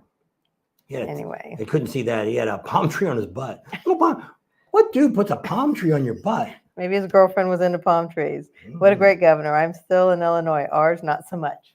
And somebody else said, you're getting political by putting her on your channel. And I'm like, yeah, she did put a plug about maybe there'll be a different president next year. I wasn't going to cut that out.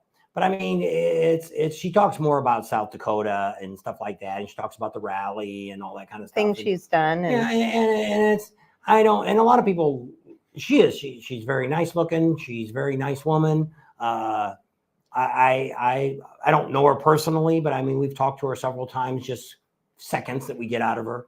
And we know a lot of people that do know her personally. And I got nothing bad to say about her. To me, it wasn't political. I didn't get on there and say, vote for Kristi Noem in next election, because she comes up next year for her election, or November this year. She's up for vote. So we try not to stay. We try not to, but I mean, if Biden showed up at the rally, which I don't think he would, but if he did, I would try to get him to say that. Hey, welcome everybody to the Sturgis Rally. What? There's a rally going on? I shouldn't say that. No, you shouldn't say that. And, Anyway, where's Sturgis? there was a. Is it outside my basement? If anybody was going up and down Junction, there was a really cute little thing in somebody's yard that I thought was hilarious. I'm not going to say what it was, but I'm sure if you rode up and down Junction, you saw it. Picture of the poo. I don't remember what the sign is. I remember what it said. It's where the skeleton was at, the giant skeleton that was holding the Sturgis sign for a while. And they took the Sturgis sign off. Anyway, so are we done? No. 2.5 hours. 2.5 hours? No, it's not been that long. It's been 2 hours and 20 minutes. How many people we got on? 166. Holy smokes, we've been doing really good. I want to thank everybody for coming on because we appreciate all of you guys. And without you, we wouldn't have a channel. And we'd have nothing to do on Sunday afternoon. It's been a really great time, and we picked up some new subscribers, and we hope everybody will watch throughout the year. We still got a lot of stuff still in Sturgis. Friday and Saturday, we didn't do any video. We did lives on both those days. So I got my Friday video will come out on Tuesday, and we'll have another video this week, probably for Saturday stuff that we filmed. Show you some stuff about that. And then I've got some highlights I still want to do. So the next couple of weeks, we still got some other things to go on with Sturgis, still talking about that. Any new news that we get, we'll be bringing to you and let you know if we hear anything else going on with Sturgis wise. But a lot of things are going on in Sturgis. There's just a lot of political stuff. They've changed. They had vote last was it June or something when his election was, that a lot of the council members had changed over. They got 5 new ones in, 1 resigned after that. So 6 new council people. The mayor is a temporary person. Now the accountant and the what was director of something. They both stepped down since after the rally. Like 2 days after the rally. Yeah.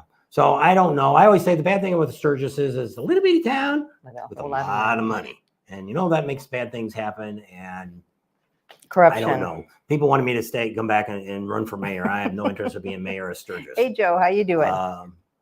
We like what we're doing. Probably with the Buffalo Chip, we were going to maybe take over their channel last year. They kind of were talking about that. And now I really enjoy what we do.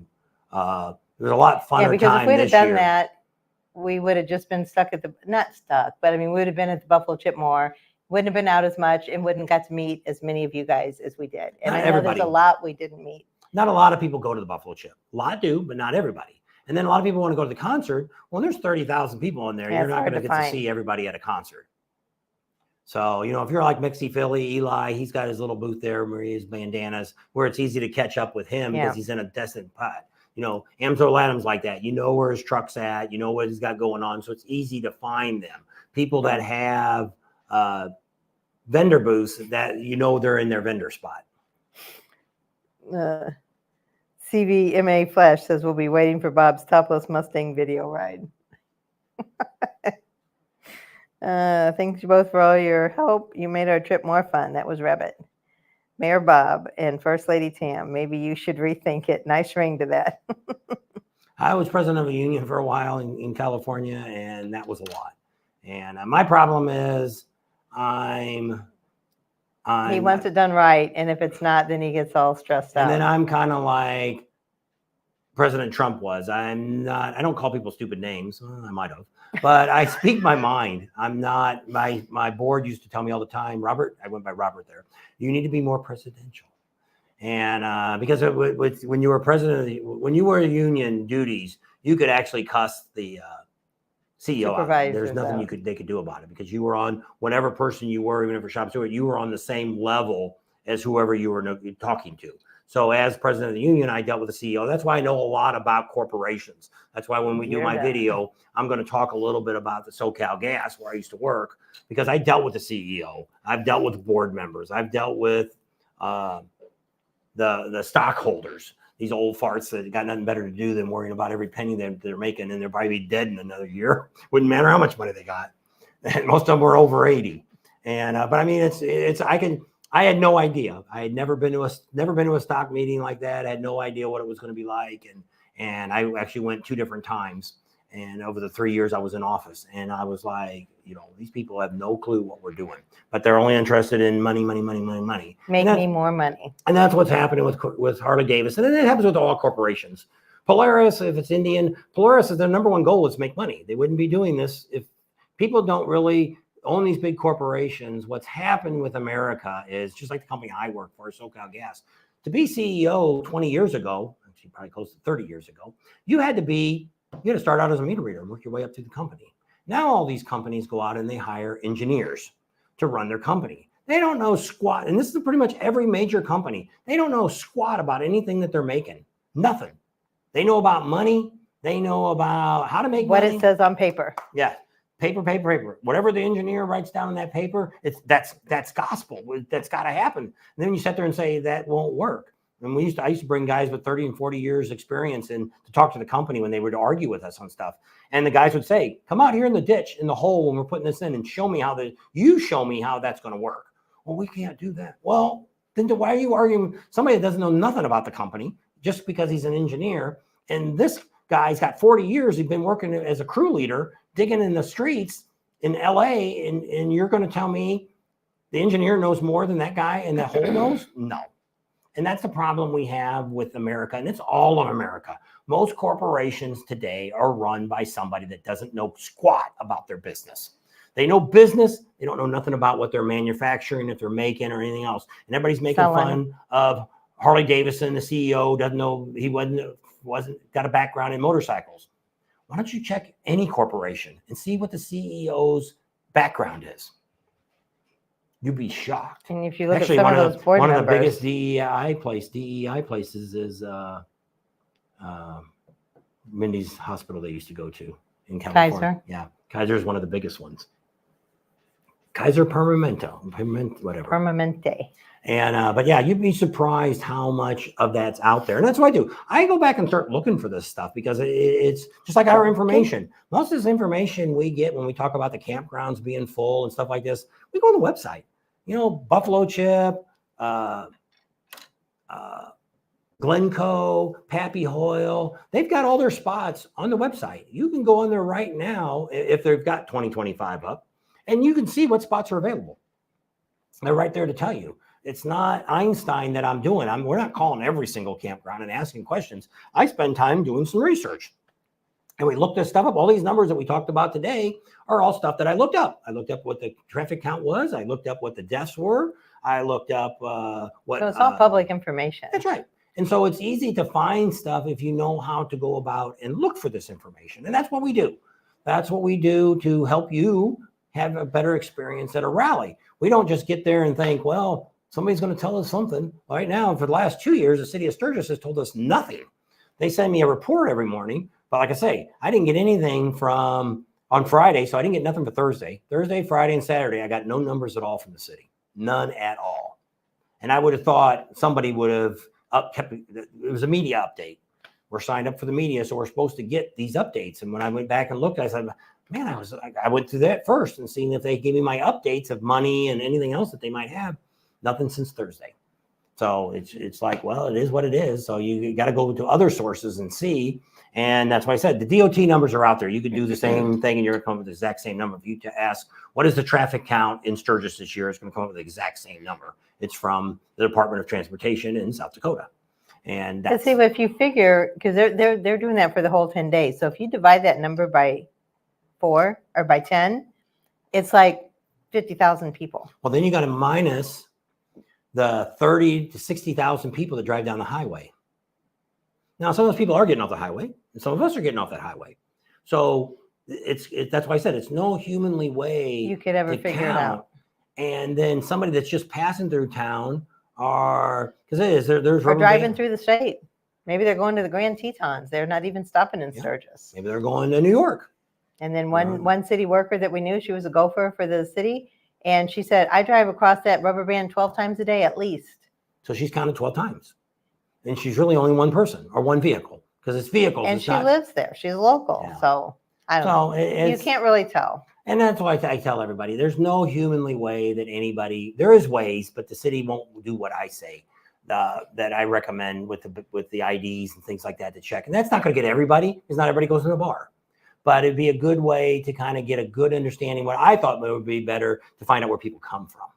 You know, you'd find out how many came from Canada, how many came from Mexico, how many came from Australia. Well, they do that when they do the wrap-up meeting, and it'll say the majority of the people that come, they say, is from Texas, which I mean, a few people, because we always ask, where are you from, where you do, blah, blah, blah. Well, the besides majority North of Dakota, them, there's Nebraska is the big one, North Dakota, Minnesota. Florida's on there. Florida, but I mean, when they did the last couple of years, even when we watched it online last year, it said Texas was like their number one place people come from, and see, we don't see that. Since they're not doing the surveys anymore, I don't know how they figure this. So when they did the survey, I can understand that. So what you do is you're just doing a percentage of people. So you might do 1 in every 100 people you're counting, but you can take those numbers, and the statistics are typically right. And I can talk about that in a union thing if you want to know more about that. But statistics are typically very accurate. I never believed it until I was president of the union. During Obama's running for president, we did poll counting. Every poll was within 1% of what the actual vote was. And it's like, I don't understand that. Different states, I don't understand that. Same thing with the union. The average is 30% of people is the most likely it's going to show up on voting day to actually vote. And that statistic is pretty much the same throughout the years on every election. And it's really shocking. It blew me away because you were voting on your raise when we had a union. We had 5,500 members and only 30% vote. But we had 5 unions on the property. We were the largest one. And we had 5 other, because they bought up other gas companies. But when we were the last ones to count because we had the most people. We had about 4,000 in ours, but all these other little unions, they would get the numbers done. And it was funny how everybody was within 3% of the actual, what the vote was versus yes on the contract versus no on the contract. We were all within 3%. And I was like, I don't understand, but that's statistics. Statistics are actually pretty accurate for when it comes to this stuff. And I think that's what happened with our last election, which that's a whole other thing we're not going to get into. We're still here. Talk about politics on, which we could tell you some horror stories about things. Her mom and dad used to be a lot involved in it in the 70s and counted votes and all that kind of stuff. And we could tell you some scary stories. And this happened back in the 70s. So who knows how bad it is now. But get out and vote. Everybody's vote should count. And if it don't, at least we went out and did something. And but yeah, it's just crazy. But rallies are fun. That's one of the reasons we enjoy doing motorcycle rallies, because we don't see or hear a lot about this woke stuff. Which is very convenient. This all came out the week right before Milwaukee started. That Thursday or Friday is when that video came out. And how convenient was that to come out exactly at that time? And Sturgis the week following. And that's one of the things that if you watch Sonny Badger, if you go look for his YouTube video, he kind of talked about that the other day. Is this not a plan that somebody has to ruin Harley-Davidson? Could be. I never thought of that. And when he talked about it, it is some of the things he's thinking about. And now there's so many people talking, and I'm not going to watch all these stupid videos these people are putting out because most of them are saying what the other guy said. There's one that came out this morning. An old man with a big long white beard. Somebody sent me a video on that. And most of the people, when this all, and I get phone calls still from my friends. They're like, tell us what's going on. I've told a couple of people on the phone some of the things that we know some stuff from Harley-Davidson. One of the dealers contacted us and gave me some of the talking points that Harley has sent to the dealers to make them feel at ease. And I don't have them all. And we're not going to say where I got it from. We have a lot of Harley dealers all around the United States that we have contacts with. So we're not throwing anybody under the bus. But I've seen some of the stuff and I read some of the stuff that they sent me. And so that way I've got a little bit of understanding about what this original guy said. Some of it is true. Probably 15, 20% of what the guy said is kind of true. But a lot of it is taken way out of context. But they don't tell you that. It's like telling you that, oh man, my oil's leaking crazy on my motorcycle. Man, I'm going to have to get a new motor. Screw Harley. You find out the drain plug stripped. It's stripping out of the drain plug. Is that Harley's fault? Well, if Harley-Davidson worked on your bike all the time, it would be. But not the corporation had nothing to do with it. It'd be What was the thing a couple years ago they were doing? I think it was on Harley back then. And they said, you think that's bad? You should, about the warranty stuff. They said John Deere was way worse than Harley was about warranty work. If you did anything to your John Deere tractor. Well, they said the same thing, that John Deere's gone woke. I don't know. I'm not in the John Deere. I don't have a tractor. I'm not interested. And most of the stuff when they talk about woke and all this kind of stuff. And to me, it's people stirring the pot. If you want to do your own research and decide, and like I say, we're going to tell you all these major companies that have this DEI and all this stuff, and we're going to go through the meaning of it. And, when you actually read the meaning of it, it's really not a bad thing. It's all about people working together. It's about that if I'm black, I should be able to go get the same job as she has if I've got the same skills. If she's a woman, she should have the same rights to get the job that I'm willing to try and apply for. We can even go back to when we first started working. I lost a few jobs because I wasn't black. It was when you had to have, companies had to have a certain percentage of different ethnic groups. Well, it was back then, it was mainly because it was black and white people, mainly in the United States. And in the St. Louis area, that's what we had. And I'd go up and I'm like, I'm applying for this job. They said, well, you're actually qualified. I said, oh, okay. But we can't hire you right now. And I'm like, why is that? They said, because you're not black. I said, isn't that discrimination? No. Back then, they didn't consider that discrimination because they didn't have enough black people working in the company. So and I lost 4 jobs that way when I was unemployed, trying to get a job. And it was right after we got married. Yeah. So yes, I've lived through that. And I've talked to people my same age and said they had that same problem too if they were unemployed around 78, 79. So not what? They want to know if you have an energy drink sponsor. No, I don't do energy drinks. Tea. Buc-ee's. Oops. What'd you just? My cup holder stuck into the bottom. Oh. Don't really need a cup holder anyway. All right. I'm about done because I got to pee. All right. All Harley electric by 2030. No, thanks. No, that ain't going to happen. And see, another guy did that video too back in November that said every motorcycle is going to be electric by 2030. And it's not going to happen. And cars. They said cars. CEO said the same thing too. I work for the natural gas company. The bad news about electric vehicles, electric everything, there is not enough wind. There's not enough water. There's not enough sun to make enough electricity to charge up people's cars, everybody's car. So where are you going to have to get it from? You're going to have to get it from fossil fuels. So if I've got to use natural gas to make electricity to power your electric to charge your motorcycle up or your car, why not just use natural gas and be done with it? Or use gasoline. So who was SoCal's gas biggest customer? Edison Electric was our number 1 customer. They bought more gas from the gas company. We had all of Southern California. We covered 20,000 square miles in Southern California. We go all the way from the Mexico border all the way up to San Jose on both sides of the border. The NSA can get accurate count on anyone at one moment with the satellite imagery. I don't know. I guess they could. I don't know. I don't know if I believe all that kind of stuff, the technology and stuff like that. If they could, why would they not take a satellite and tell you every day exactly how many people are in the United States? Why do we not have that technology? Why is it, they tell you all this stuff, but what do they really know? What do they not know? Remember that old show 24 with Kiefer Sutherland? And they always had that facial recognition. They were trying to find somebody and they could pull up on their computer and zoom in. It's like, there they are, all these people. And I don't know. Is all that true? I have no idea. I would think there is some stuff like that, but it's the same thing. If that was the case, we could do facial recognition.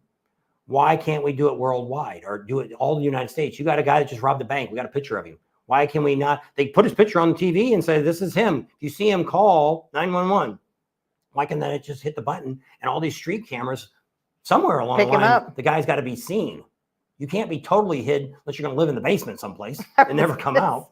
But I wasn't going to. You're still going to have to come out, but they can go back and look at the camera footage from a week ago and see where the guy was at. So if it's that technology is here, why? Well, see, her problem is tell them what you're scared to death of. I don't know what. The grid. Oh, that's what I said. If anybody wants to take down the United States of America, and they probably already know this, so I'm not making it.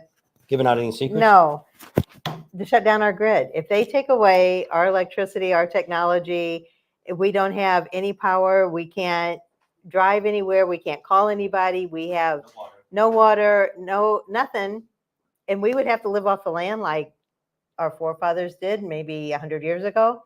We would, within 30 days, we would be killing each other because we are so spoiled as a nation that we just think it's right here.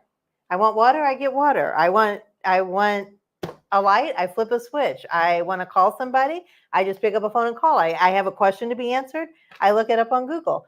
It's horrible. And if they, or whoever, powers that be, or whatever happens, if they would shut down our grid, that would be it. That would be the death of America. End of story. No questions asked. Because I would think it would take at least 30 days, if not more, to get the grid back up if they were able to do that. So I don't know. Chip in your phone needs to be 6 difference. Okay, I didn't know that. If you have made a comment or do a thumbs up, please do it now. Bob is winding down. Hey, Bob and Tam. Hey, Jules Melody. Grid goes down, we're screwed. Yep, that's what I said. Even if, like, I know a few people that still raise some of their own food, their vegetables, and some people still, I mean, in the Midwest, that's a big thing, cattle and dairy and all that kind of stuff. But I mean, I don't know, does a farmer still milk a cow, or do they have all those milking machines?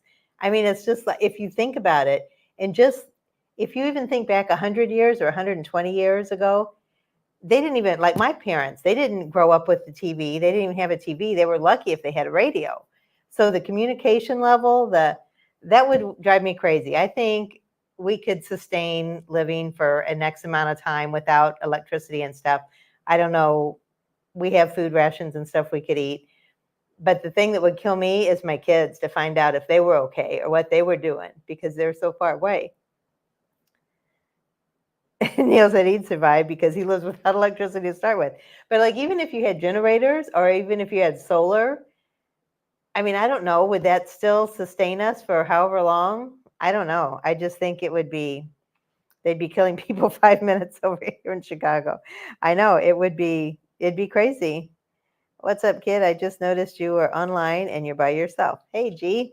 Bob just went to the bathroom. We've been on almost 3 hours, and I told him no more than 2. I have seeds saved just in case I need to grow them. I would want chickens and rabbits as protein source. Yep. I've always thought about that. You know, you go to Sam's and those big jars of peanut butter. I could eat peanut butter and crackers. I don't know if he wouldn't. He can't eat the same thing 2 days in a row. NSA could count visitors at any moment with the satellite imagery. So I don't know. I guess that they could do that. Bye. Church is about to start. Good night, Bating. Until next time. Bye, Neil. We went to church last night, so we could stay on all night tonight, obviously. I'm done. You are? What else you got to say? I'm done. Say good night, John Boy. Where's John Boy at? He's in bed already. So thanks for hanging out with us. Thanks for sharing information. And if you guys ever have any questions, let us know. If you want any of our stuff, you can go here and get it. We appreciate all you guys. We love all you guys. And without you guys, we wouldn't have a channel. So we're very blessed this year. We had a very good Sturgis, and we were so thankful to meet all of you guys, and so sorry we didn't get to meet everyone that did come.